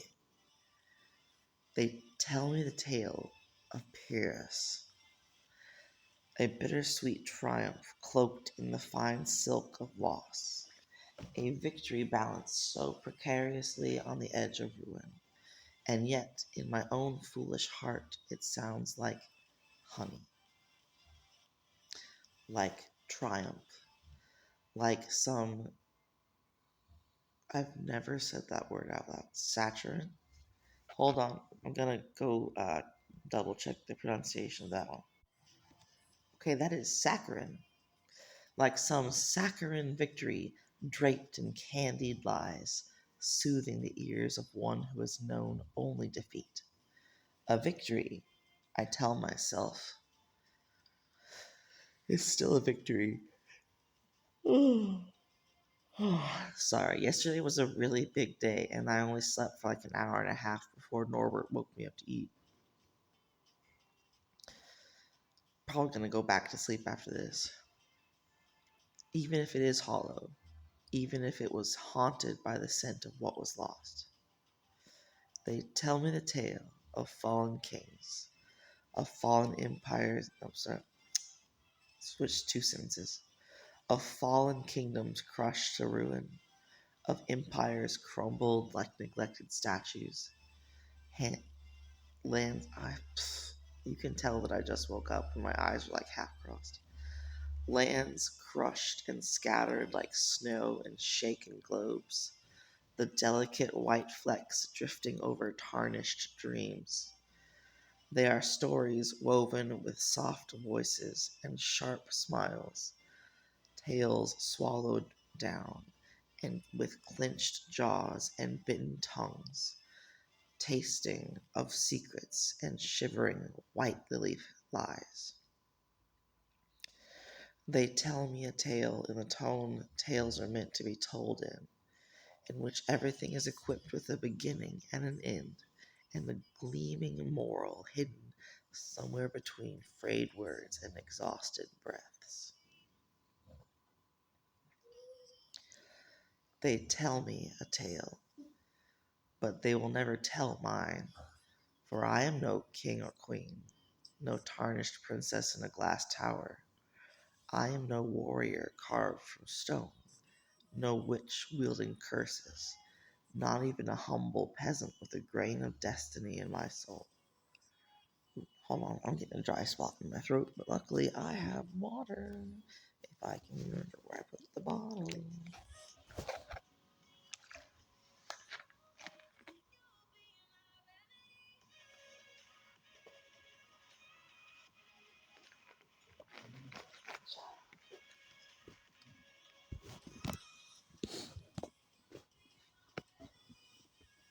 Oops, I forgot to pause it. You had to hear my drinking noises.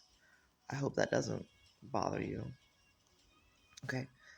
I am a child steeped in failure, defeat woven into my blood like poison that cannot be drained clean, of inferiority that seeps out like saliva.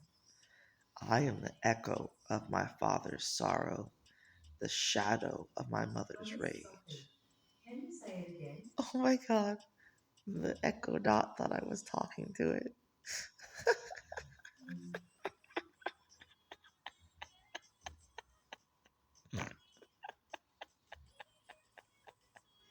Okay, hold on.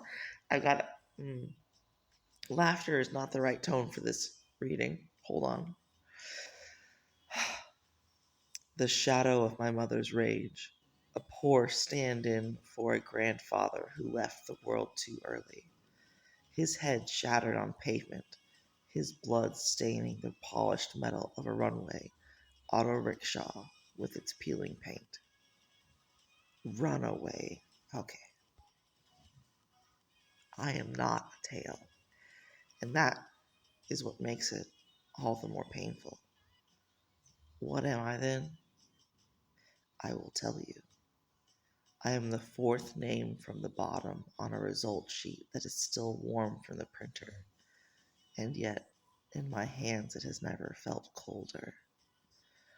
I am the weary organ in my chest that I call my heart. Okay, I'm interrupting this. Your self-worth, your worth as a person with the right to exist, has nothing to do with your academic standing. I need you to internalize that right now. Just your test scores, your class grades, they can be indicative of your efforts, yes, but they are not what makes you worthy of being alive and loved, okay? Okay. I am the weary organ in my chest that I call my heart. I am the fear that strikes me as it turns into something light, something fleeting. I am the whimsy-filled wish that hopes to feel its weight again. I am the hydrochloric acid that rises up through my esophagus, scalding my insides like wildfire as it bubbles up, only to burn the flesh again as I swallow it back down. Part of it sneaks away on my tongue, tainting every word I speak, breaking them the same way it breaks stuff down for me to stay afloat. Survival is perhaps the best way to consider it, for I do not think I have ever truly lived.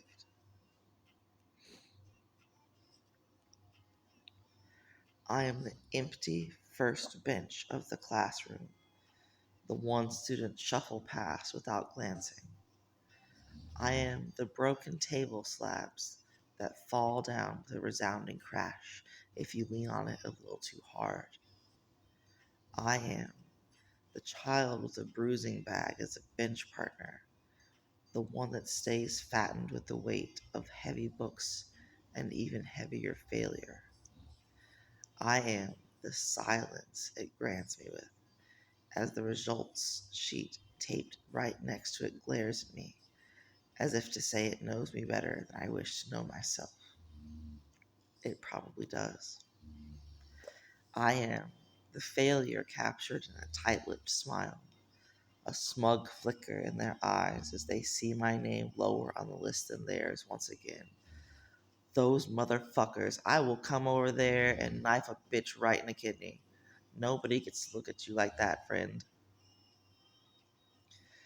It hasn't, it isn't hard to beat me. Never has been.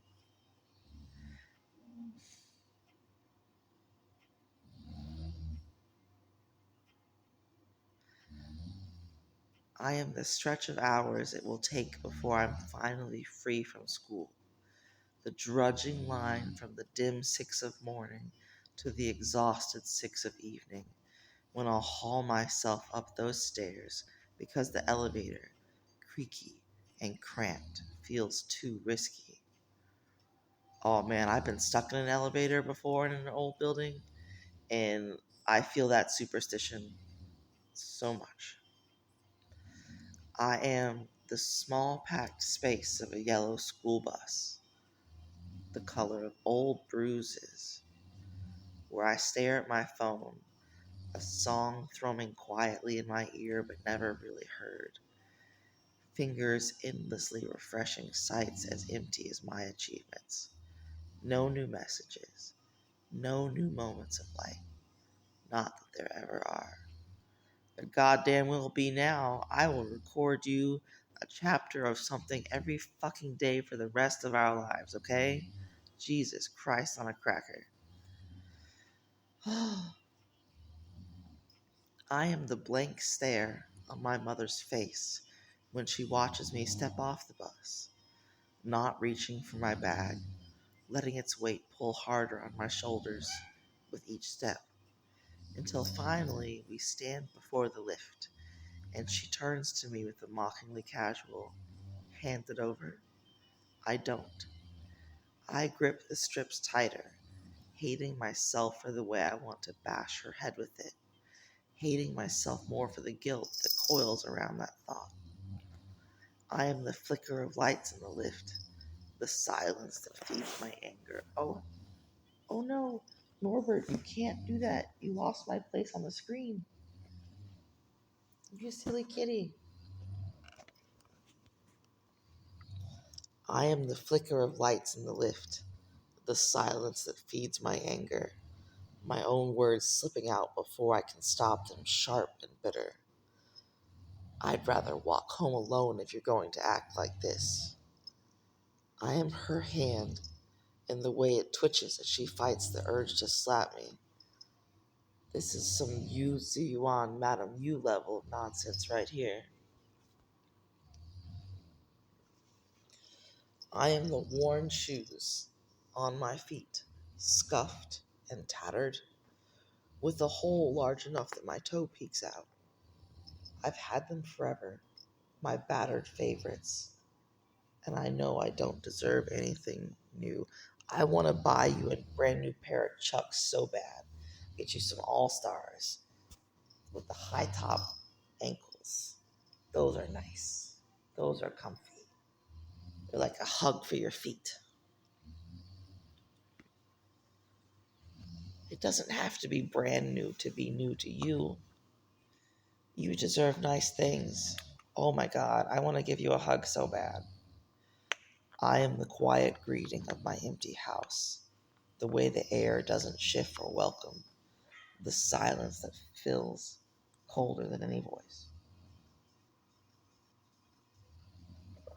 And still, in that barren space, I'd rather feel the weight of a desolate, empty house than the stale ache of a house full of people and receive the same greeting, which is to say that there was none at all. Aw, Boo, you deserve people who acknowledge your existence and celebrate it. I am the chill of bathroom tiles. I am so sorry if you can hear my roommate sawing logs over there while he is sleeping hard. I am the chill of bathroom tiles, unforgiving beneath me. The dirt-stained hem of my bell-bottoms where I fell, the fresh scrape on my knees that I dismiss with a trembling breath. The humiliation of falling cuts deeper than any scrape, burns fiercer than the sting of blood against cold air. I am the quiet disappointment in my father's eyes, the simmering rage in his voice, soft but all-consuming, layered with disgust, exhaustion, a hatred that thrums like a heartbeat. I am the ice cream cone tucked in the freezer, reserved for a victory that will never come, frozen in wait for a celebration that no one believes in. Ouch. I am the test paper analysis saved in a bleak Word document, a catalog of failures, a litany of every error stretched across the page. The thought that the time only seems to make it all worse settles like a stone.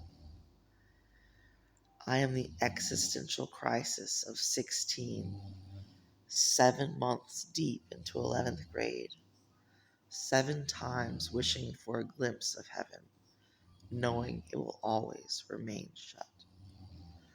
I am the creeping dread of the new syllabus, a fresh haunt that scratches at my door every Monday, and the hollow promise that next week might somehow be better.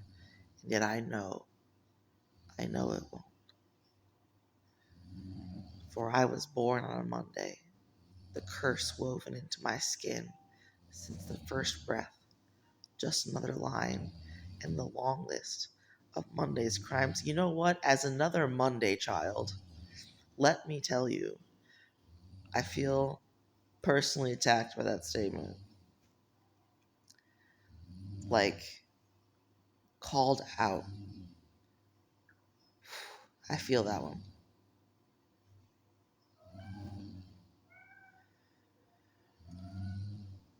I am the bland meal on my plate, the bitten tongue, the flesh of my inner cheeks raw and bruised. I am the rimmed red eyes of tears that refuse to fall. I am the empty WhatsApp chat, for no one cares to remember me, let alone text. I am the child left behind, the hopeless one, the one whose name draws pitying glances from neighbors, sympathy with a hidden edge of revulsion.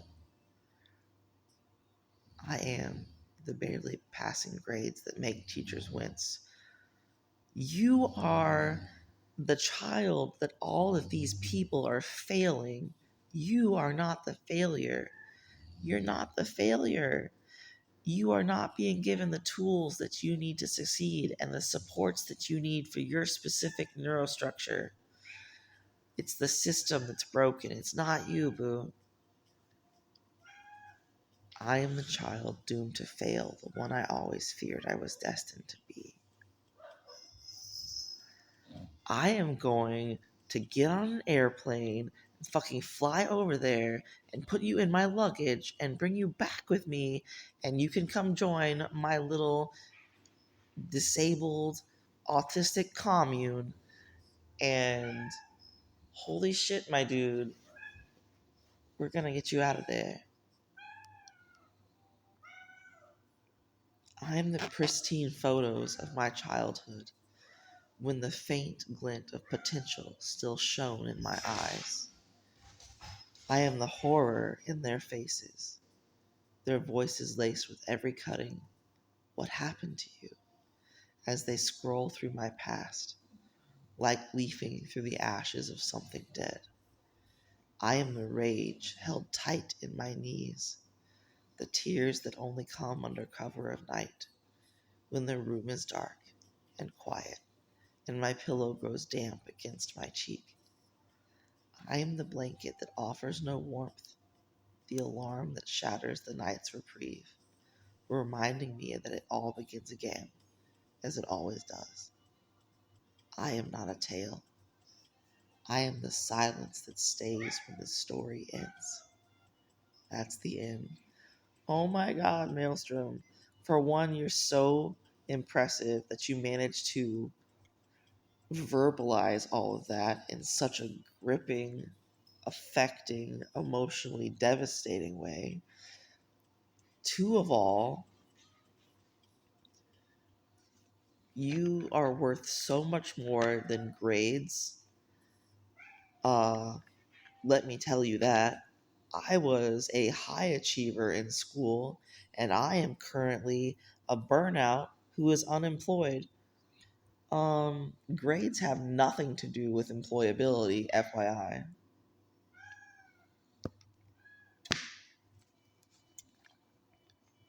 You are a wonderful, kind person. You are articulate. Your posts on Tumblr are evidence of that. You have so much to say, and you deserve to be heard. Oh my God, Norbert is losing his shit over there. What is going on? Every word you have to say has an audience now, okay? I need you to feel the support coming from me into your ears, into your brain, traveling down to your heart, okay? You are acknowledged metaphorically every time you walk into our corner of Tumblr. your story now. You're part of my story, and I'm part of your story, okay?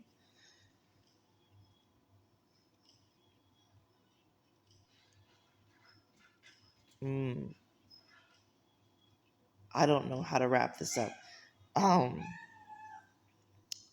Thanks for listening to another episode of Bedtime Stories, and I'll be back with another one very soon. Which, by the way, Maelstrom, you gotta let me know what you want me to read next, because this is the last chapter in your story so far.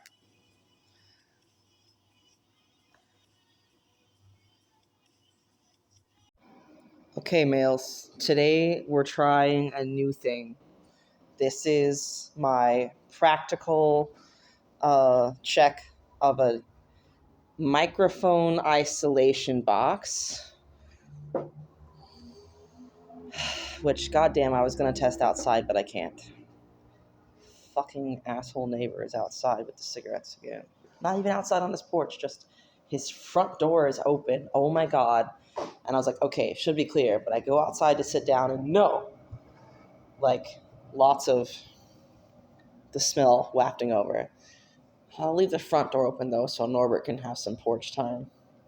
But like, my roommates are having a midday nap, so the living room is quiet right now.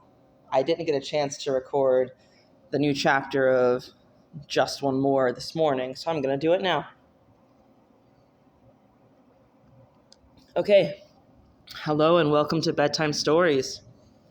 We are going to be recording chapter 13 of Just One More, which just dropped this morning. And my good friend Mails is the author for that. And this fic was one of the very first. This was my start with podficking. So I figure it's the best story to use this experiment on to see if it improves the sound quality for the listener or not. This chapter is called The House Breathes When I'm Not Looking. I'm holding the box, not the e-reader, so maybe this will actually be good and less chance of me squeaking the case by accident or dropping it with a fumble. In case anyone's curious, I'll include a picture of the setup in the chapter post. It's a 6-pack ramen box, that cardboard box, 8-pack, whatever, multi-pack ramen box, and my used Kindle e-reader sits in it really nice with the kid-proof case on it. Because, of course, I got myself the kid-proof case. Those are way easier to hold on to and much more resilient than the fancy-looking, pretty cases meant for grown-ups. So it fits in there real nice, and I covered it up in a piece of blanket that my niece, the toddler, left behind. I've got the Chromebook I'm borrowing from my roommate here on the couch with me so I can do the post to AO3 much more easily as soon as I'm done recording and uploading this chapter. And Rexy is here too for company and moral support. Norbert is out on the patio. He is wishing he was on a walk. And I am actually standing up and walking around right now just to test the sound in different areas of the house. So the e-reader is held pretty close to my chest right now while I'm walking, not actually looking down, because also I'm brewing myself a cup of tea. I haven't decided which juice I'm going to put on top of it yet. And when I said tea, I just meant hot beverage. It's going to be decaf, so I think I'm looking at my tea options right now. I think I'm going to use one of my decaf honey chai turmeric. My other options were ginger peach turmeric and the decaf constant comment. But this one wins out, I think. Okay, so I'm setting the box on the counter now. Opening up my tea packet. because the electric kettle just got done boiling.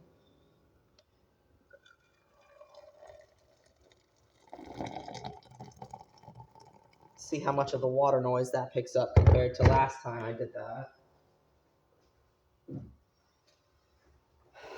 Gonna put in some honey and some coconut oil, because I just like the way it makes things taste, and it helps my voice feel smoother too. I know I talk about coconut oil a lot, but it's cheap and it works well, and the texture is lightweight. It was like $5 for a 14-ounce jar of the, this is called Luana. You can cook with it, you can use it as lotion, whatever.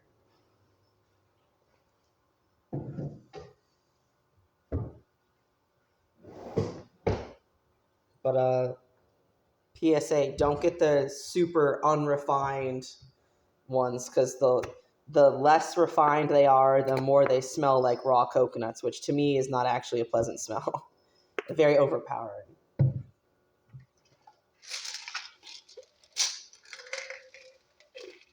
Now, for most other people's podfics, I do try to be ready to record when I sit down. But for Maelstrom, hi Maelstrom, I hope you're the first one to listen to this. But for Maelstrom's podfics, I like to hang out a bit. Mails likes it when we get included in the day. Okay, our options are juice, apple, juice, cranberry, pomegranate, juice, white cranberry, and lemonade. I think I'm going to go with the white cranberry because it's almost empty anyhow. Let's see how these flavors combine. Well, that's a phone call.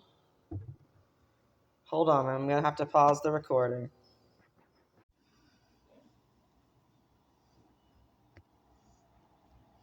Okay, so I accidentally hit stop instead of pause when the phone rang, but that's all right, because that was basically the intro, and now we're ready to read. This is Chapter 13, The House Breathes When I'm Not Looking. The summary: isn't it funny how much we distrust the things we know too well? Notes: it's almost ridiculous, really, but my mother told me that when I first learned about stranger danger in school, I wasn't just afraid of strangers. I was afraid of the house, too. She said that whenever she went shopping, I would beg to go with her, claiming the doorbell would ring on its own, or something like that. She never paid enough attention to remember exactly what I said. But I remember. I remember my greatest fear being that the doorbell would ring when no one was home. Okay, process note, I actually really like this being in the box. I can prop the box up on my lap. By the way, I've laid down on my couch bed, and I've got my feet all tucked up in my pretty little quilt. You know the quilt I'm talking about, Mills. The one I got from the thrift store, the patchwork one. So I've got my feet all tucked up in the quilt, and I've got the porch door open. So if I take off one of my earpieces, I can hear a little bit of road noise. We've got the air con going on in the background, occasional snores from the roommates, and Norbert noises, plus, just me existing noises. The fridge is being fairly quiet, though. But anyway, I like this setup because I don't have to have my hands on the e-reader to hold it in place. The box is doing that, and it's much more stable. It's less likely to slip and fall, or be right next to my stomach and catch a grumble like that one time, which was pretty funny. Okay, back to the story. I remember my greatest fear being that the doorbell would ring when no one was home. Worse still, that it would ring when no one was at the door. The house, ringing its own doorbell. That fear alone isn't much. I was, and still am, a scaredy cat of a child. I object to that phrasing to you. We'll talk about it later. though it feels unfair to call cats that. They are far braver than I have ever been. Still, I did something I never did before. I asked my father. He doesn't remember much of my childhood. Not really. He hardly remembers his own. But sometimes the oddest things stick. When I first brought it up, he said no. Just no. And left it at that. But a few weeks later, unprompted, he changed his answer.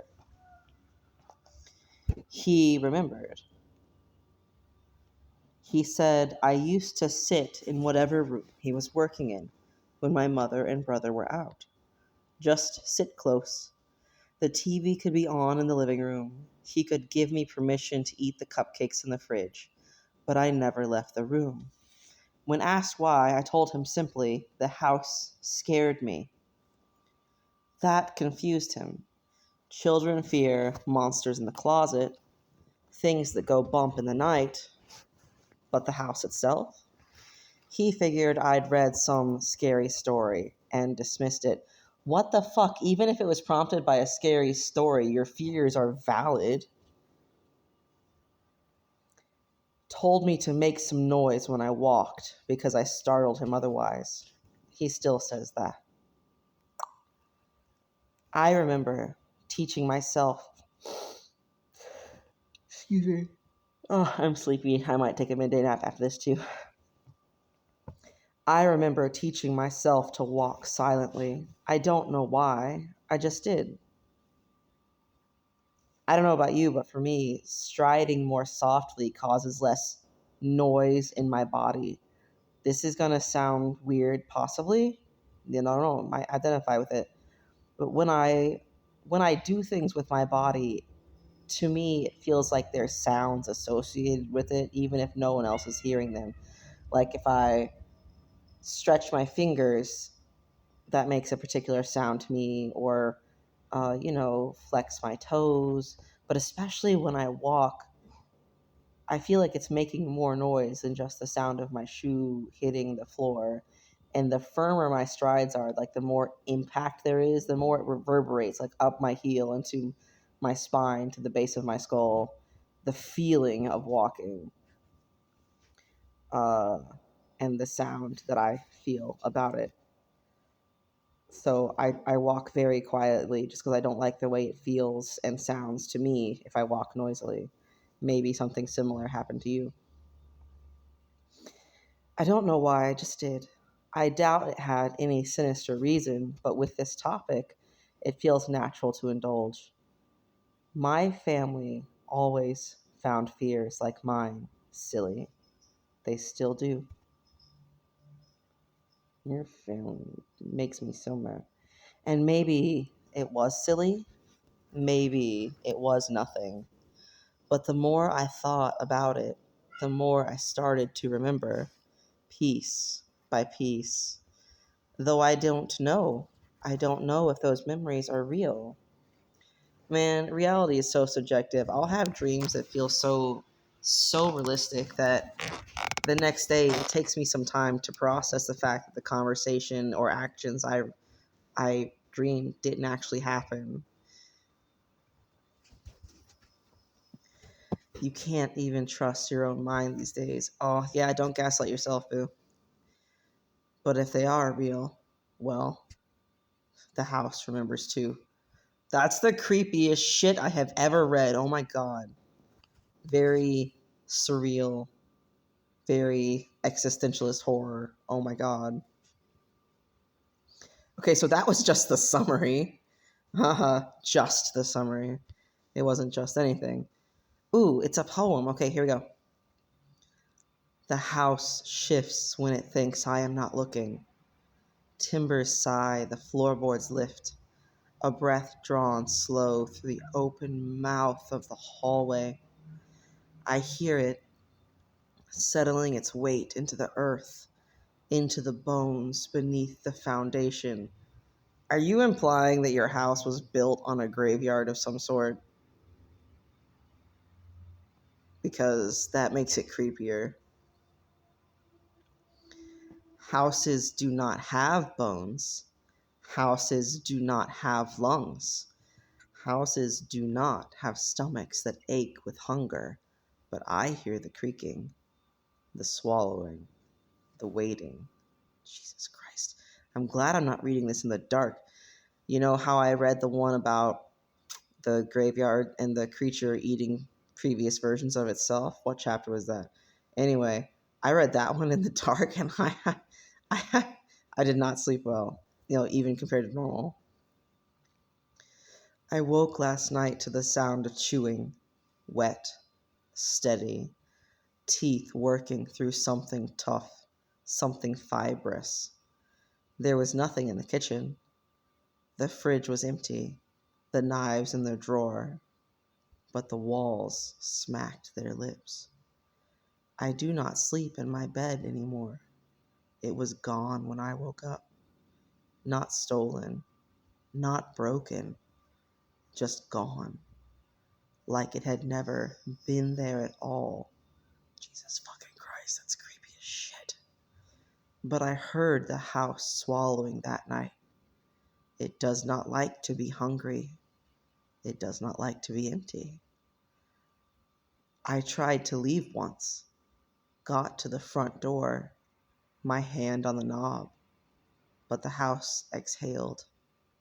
The wind knocked me back, the floor tilted, the stairs groaned, and the ceiling sighed with something close to disappointment. I locked the door instead. It felt safer that way. There used to be more rooms. I am sure of it. I walked past them every day. But the house gets smaller when I am not looking. The doors disappear. The hallways shrink. I think it is folding in on itself. Or maybe it is folding in on me.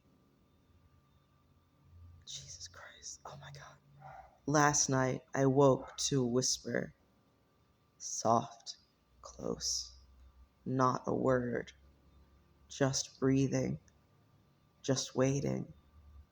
I did not turn my head because I know what happens to people who look. And that's the end of the poem. Holy fucking shit, males. That was intense. That was very, very existential horror right there. I've been in a house like that. My grandparents' house. Bad vibes. Author's endnote. I don't know, okay? Some houses are just, they feel like they're waiting. Not haunted. Just waiting. I don't know, the way you were describing that, it felt a little cursed, at least, if not haunted. Anyway. Drop down in the comments, let you know we finished that chapter.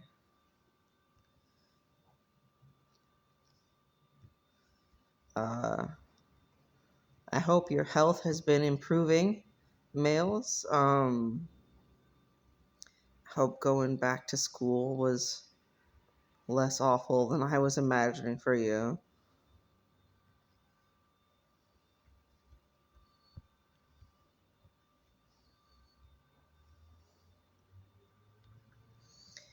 So thanks for tuning in to this episode of Bedtime Stories, y'all. And I hope to be back with another real soon. Hello and welcome to Bedtime Stories. So, it is exactly midnight for me. Excellent, very, atmospheric. And I'm going to be reading the newest chapter in Just One More, which is a work of original prose and poetry by my fandom bestie, Maelstrom of Emotions. So, Males was one of the first people who let me podfic their work, and Just One More is actually my very first podfic AO3 work. So, people who've listened from the beginning have been able to come along with me as I, grow into my style, my brand. And I think that's really cool. And I think this new chapter came out a while back and somehow just dropped off my radar. I don't know how. And then Mails was like, hey, if you're looking for something to podfic, what about chapter 14? And I was like, oh my god. Yeah, this came out back in April. Oops, it's July. So, this chapter is called Were You Carved to Bear the Weight of All the Sea Salt I Swallowed as I Drowned? And the summary says, contrast is the cruelest kind of intimacy. For what else can love you deeply enough to show you what you are not? Oof. Hey, Males, you know how I'm always making jokes about how every chapter in Jom is more or less a Wang Xian reference? Your chapter is a Wang Xian reference. Or if you look at it from a different angle, it's talking about the relationship between Jiang Cheng and Wei Wuxian. Author's note. I feel like I have to apologize for this. I wrote this in English class. He told us to choose a prompt, and I chose contrast, of all things. Almost immediately, I had so many ideas. The contrast between the thing that created humanity and the thing humanity creates. The cliched light and dark, afternoons and evenings. And yet, out of all of them, I chose the contrast in a person itself. How someone is so kind to others and yet so harsh to themselves. Very original, I know.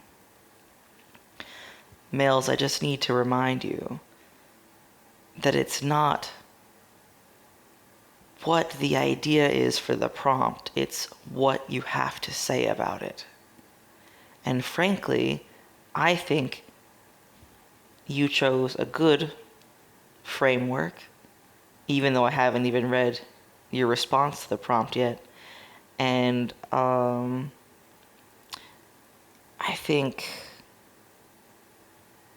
this contrast in a person is very, very Wei Wuxian. My English teacher didn't like my idea.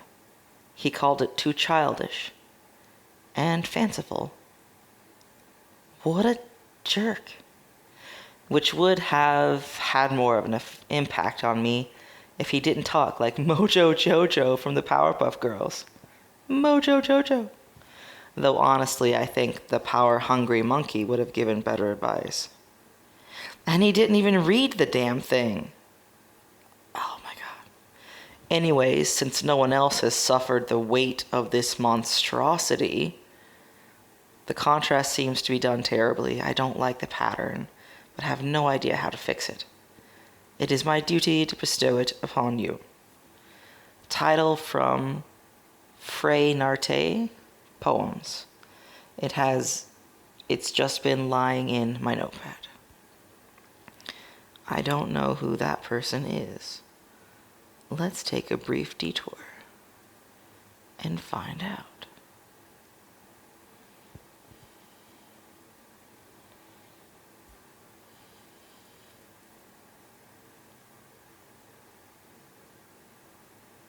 let's see. A writer, researcher, and mental health professional from Iloilo,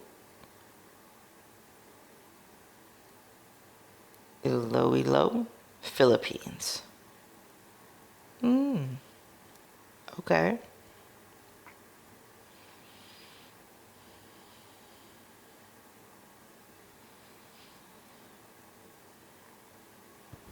And without further ado, the poem. No, is it a poem? This is a prose piece, not a poem. The title is from a poem. This is a prose piece. I understand now.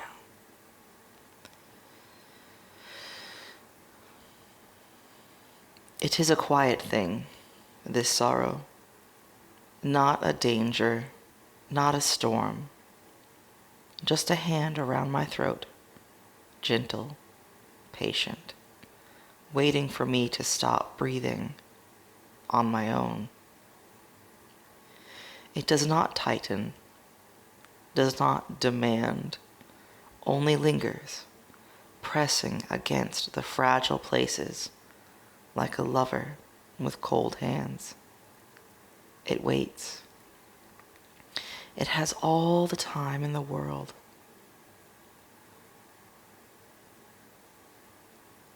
Otherwise known as death. Some nights I think I will yield to it. Let my breath thin. Let my body forget itself. Let whatever remains of me slip quietly into whatever remains of nothing. And yet, somewhere in the slow pulse of my throat, in the stubborn rise of my chest, there is refusal. Not strength, not will, but a body that does not know how to stop living, even when I wish it would. Oh, this is absolutely Wei Wuxian. Holy shit. Okay, and I know this doesn't really match the tone of the piece, but Wangxian breath play. Okay, so that's a section break. What's next? If you must break, then let it be in my hands.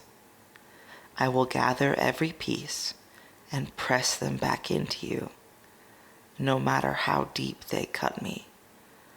Okay, so to me, what feels like just happened is we went from Wei Wuxian POV to Lan Wangji. Just, maybe I've got Wangxian on the brain from what I've been, reading today, but I have never feared blood, least of all my own. If you shatter, I will kneel in the wreckage and lift you, shard by shard, pressing each jagged edge against my palms until I am slick with red. I will not flinch. You know what? Actually, I'm going to go back and read that in my Long Wangji voice because that's what it feels like to me. If you must break, then let it be in my hands. I will gather every piece and press them back into you, no matter how deep they cut me. I have never feared blood, least of all my own. If you shatter, I will kneel in the wreckage and lift you, shard by shard, pressing each jagged edge against my palms until I am slick with red. I will not flinch. I will not pull away. If it hurts, it only means I am holding you tightly enough. Do not look at me with pity. Do not whisper apologies like a prayer. I would rather drown in the remnants of you than let them be lost to the wind. If I must make a home of wounds, so be it. If I must bear scars in the shape of you, I will wear them gladly. What is pain compared to the weight of your absence? Holy fuck, that is absolutely a love letter that Lan Wangji wrote to Wei Wuxian. Come on now. Just, do you see the vision?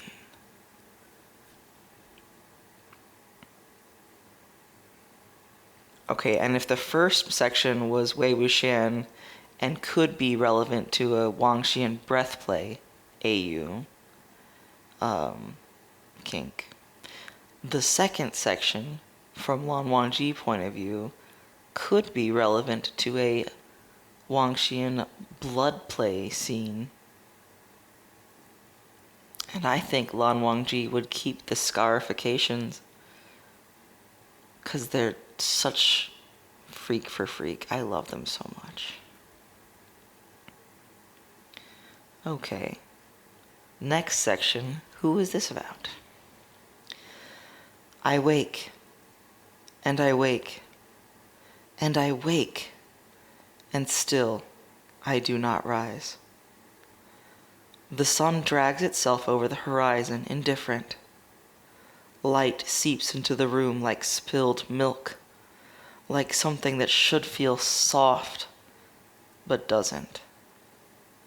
The sheets are heavy with the weight of my own body.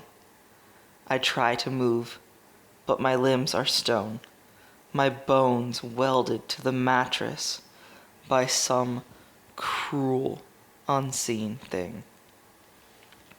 Time trickles past me, thick as honey, and still I do not move.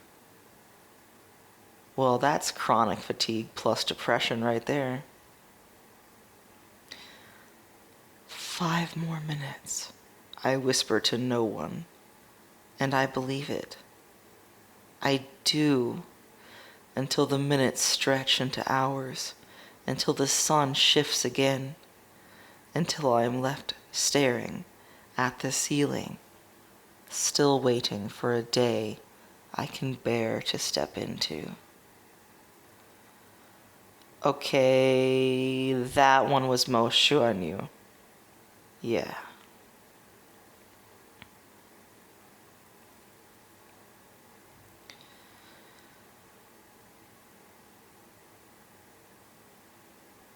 Next section. I'm thinking this one's gonna be Lan Wangji. Just I skimmed a little bit ahead. Excuse me. There is no world where I do not want you. No version of me that does not reach for you in the dark. Even if you do not come, I will stay with my hands outstretched forever.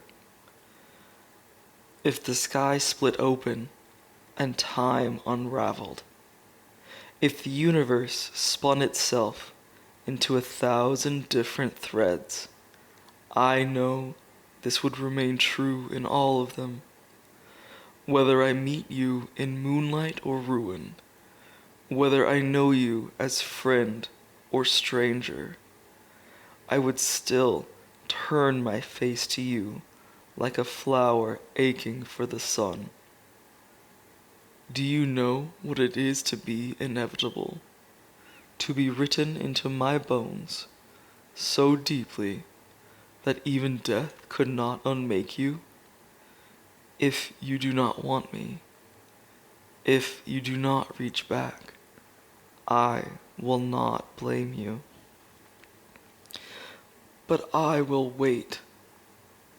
I will wait until the stars go cold, until the tide forgets its name, until the very earth crumbles beneath me. And if you never come, I will wait, still. Yep, absolutely. That was totally Lan Wangji. Oh. Males, how do you do it? How do you make everything Wangxi encoded? or at least related back to the Untamed. I'm so impressed. Okay, and if I'm playing my game of what sex act should this be about, this one would definitely be cock warming. Okay. Next section.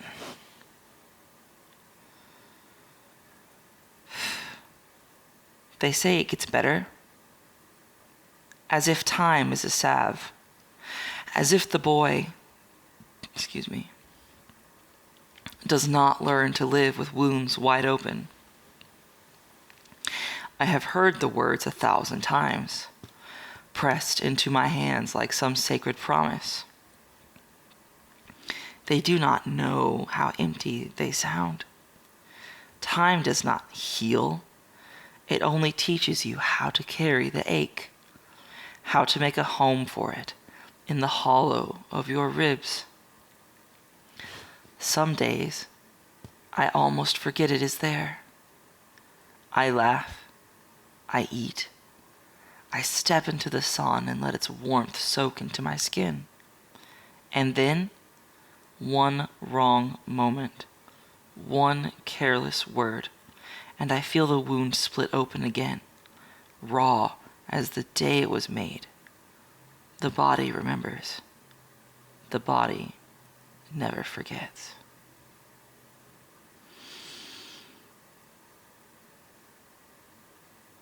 I think this one is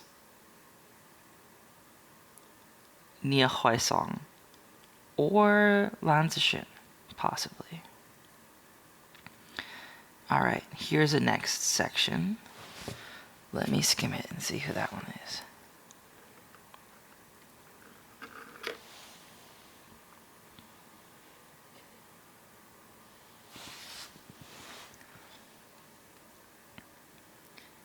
You could ask me for my ribs, and I would crack them open for you. You could ask me for my breath, and I would exhale my last without hesitation.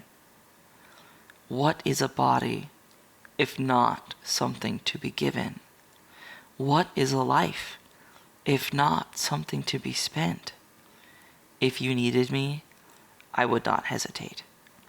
I would place my hands against my own ribs, press until I felt them strain, then snap them apart like kindling.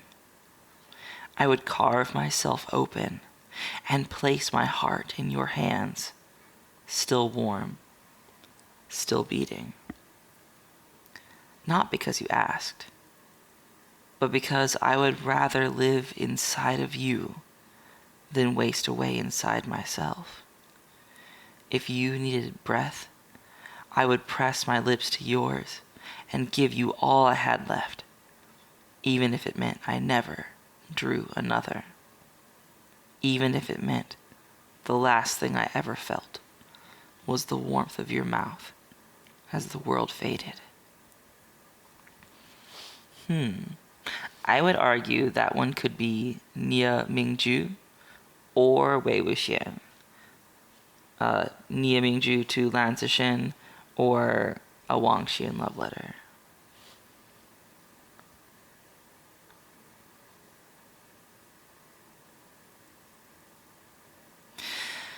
The next section.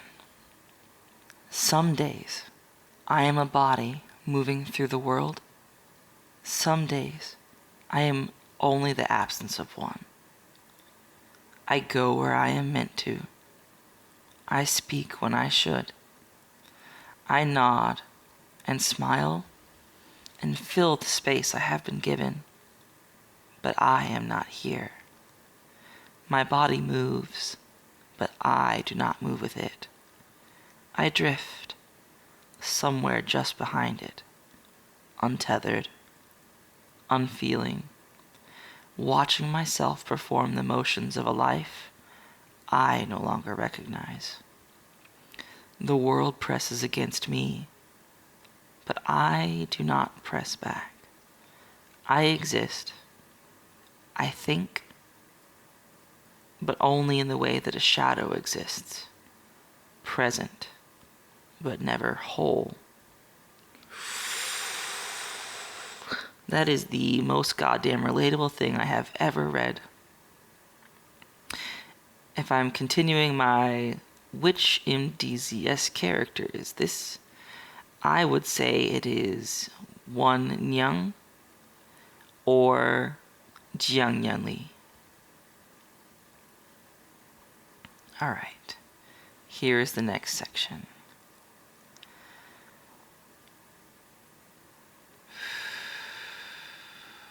Okay, this one's Wenqing. I do not care if it kills me. I do not care if I burn. I do not care if I am nothing but ruin and ash and the end of it. I will keep you standing. I will keep you breathing. Let the fire take me if it must. Let it turn me blackened and raw. Let it hollow me out from the inside, so long as you remain untouched. I will take the fall, take the blade, take the weight of it all, if it means your shoulders do not have to bear it. You do not understand. I would rather be wreckage at your feet than watch you crumble beneath something I could have stopped. There is no version of me that watches you suffer and does not throw myself into the flames first. There is no version of me that does not bleed if you are bleeding. Let it take me.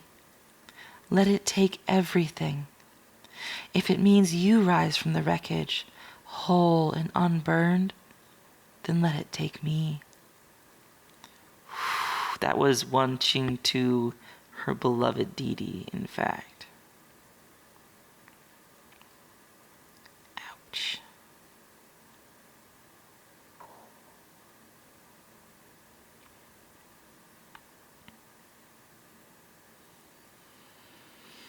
If I were to sink, would the water take me gently? Would it cradle me like something precious? Would it understand why I do not fight? The thought comes easily, like a whisper against the shore. Not a wish, not quite, but a wondering. The water has always known how to hold me. I imagine it now, how it would fold itself against my body, how it would pull me into its quiet, into its hush. No struggle, no gasping for air, just stillness, just surrender. I close my eyes and for a moment I let myself believe in it, in the softness of it, in the kindness. But then the tide shifts and I remember the water does not love me. It does not hate me either. It would take me. It would take me, yes, but it would not mourn me.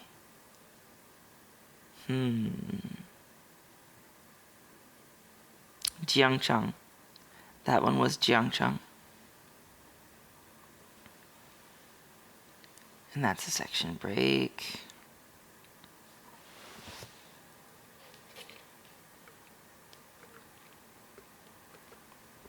Okay, this one is Lan Wangji again.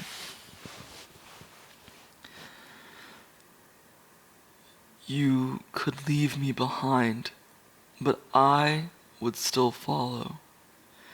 I would carve the shape of you into my skin, just to remember how you fit against me. You could turn away, walk until the horizon swallows you. Let the earth close the distance between us like a wound. Still, I would find you. I would walk the same path with bleeding feet, through dust and ruin and bitter wind, just to catch the ghost of your footsteps. If I lost you, I would take the memory of you and press it into my skin like ink, like a map, like something that cannot be erased. like a tattoo. You have marked me already. There is no world where I do not bear your shape. I could flay myself raw, and still, beneath it all, you would be there. You are carved into me. If you go, I will follow. If you vanish, I will wait. If you tear me apart, I will still find a way to hold you. Okay, so that was Lan Wangji, and I think specifically post-resurrection timeline. Ooh, what's the next section?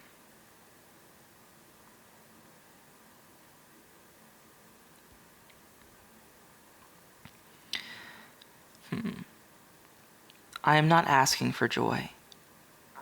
Only the absence of ache. Only silence where the sorrow hums. It is not much. I do not wish for light or laughter, or the kind of happiness that people write songs about. I do not even wish for hope. I only want rest. A moment, just one, where my chest is not heavy, where my breath does not catch on invisible thorns.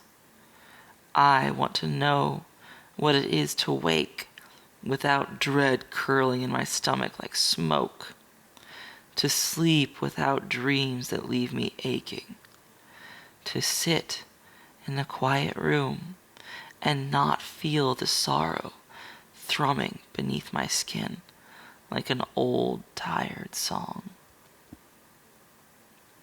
Okay, that one I would say is Wei Wuxian. I am about to cry. Wow. Wei Wuxian, like burial mounds, for sure.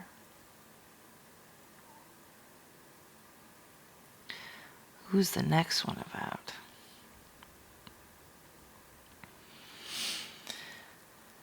You do not have to ask. Do not think even for a second that I would not move the heavens themselves if it meant keeping you safe. Do not think I would not break the world apart with my bare hands if it ever dared to harm you. You could stand before me in silence, empty-eyed and hollow-throated, and still I would know what you needed. The stars are not gods to me, the sun is not sacred. If they ever stood between you and what you deserved, I would wrench them from the sky without regret. Tell me to do it, and I will. Stay silent, and I will do it anyway. There is no force in this world, no kingdom, no fate, no god that I would not ruin for you. I think that one is Wei Wuxian talking to Ayuan, actually.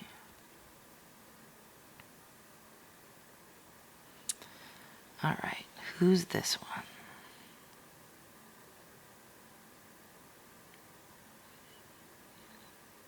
It does not howl.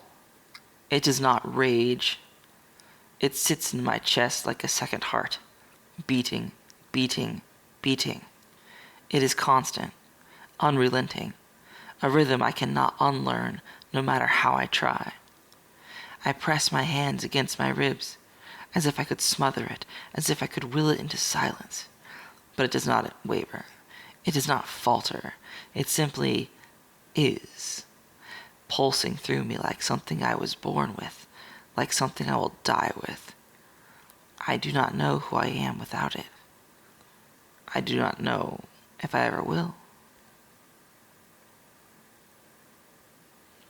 I'm gonna say that one is one of the Jiang siblings, Yan Li or Jiang Cheng both, and they are dealing with the trauma of their parents.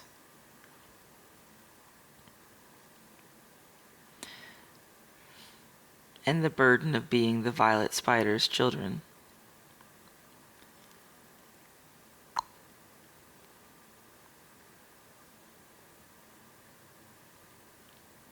next section. We're getting close to the end, which is good because I'm about to fall asleep.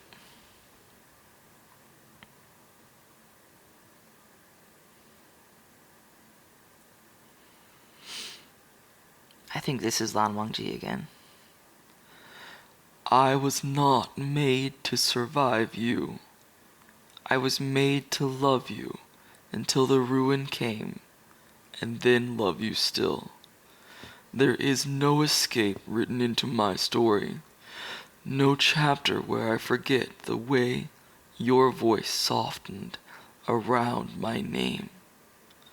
I am not one of those who heal and walk away cleaner. I am the aftermath. I am the one who stays in the wreckage, sifting through the bones of what we were, whispering your name into the dust. Holy shit, males, that's so cool. I think that's my favorite imagery so far. Whispering your name into the dust. You think love is something that ends, but I carry you like marrow in my bones, like gravity. Even if I never see you again, you will die inside me 1,000 more times, and still I will reach for you. Ooh, damn. I do not want to die. I only want to stop being something that must be kept alive. It is not the same. It has never been the same. I do not seek an ending. I only wish to be freed from the weight of existing, from the hunger, the thirst, the need to rest, to move, to be. It is too much some days. The effort of keeping this body warm, of making it eat, of forcing it through the motions of a life that does not feel like mine. I do not wish for death, but I do not wish for life either. I only wish for stillness, for quiet, for something that does not ask anything of me at all. Ooh, that was definitely Wei Wuxian. So relatable. Mood, word, worm, whatever you want to say, bro. That was... yeah.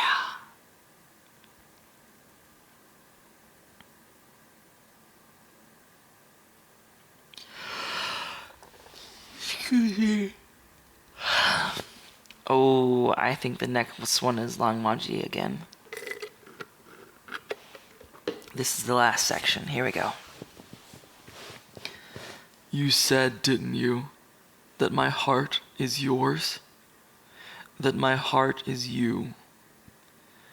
Then how cruel, how selfish, how unbearable it would be to let you fall, to let you be swallowed by something I cannot touch, cannot tear apart with my hands, cannot fight. If my heart is yours, if my heart is you, then I will keep it beating, even if I must carve the rhythm into my own bones, even if I must hold you together with bloodied fingers and sheer want alone. I want you to be alive. I want you to be alive. I want you to be alive. And that's the end.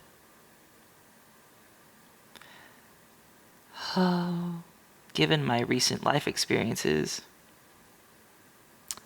the last little bit, very good to hear. End notes. Contrast. Yay! This reads like those corny, deep Pinterest quotes that link to the weirdest Wattpad books. Maybe it's actually a good thing that my teacher didn't read this, LOL. The reason some of the texts are so short is that I hate, all caps intended, writing with a pen. It hurts my fingers and leaves welts. Probably because I hold it wrong, but it's so hard to change it. Plus, I grip it too tight. I wanted to add more, but it is what it is. Okay, some of the parts give me Lan Wangji vibes, not gonna lie. MDZS has consumed me. Well, I concur. Some of these parts definitely do give Lan Wangji vibes.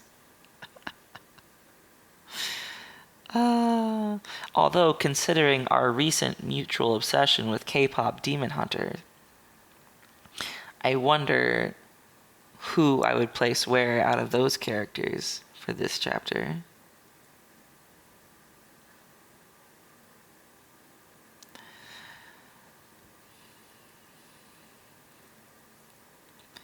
Alright, so I'm leaving the chapter comment so that you know I was here.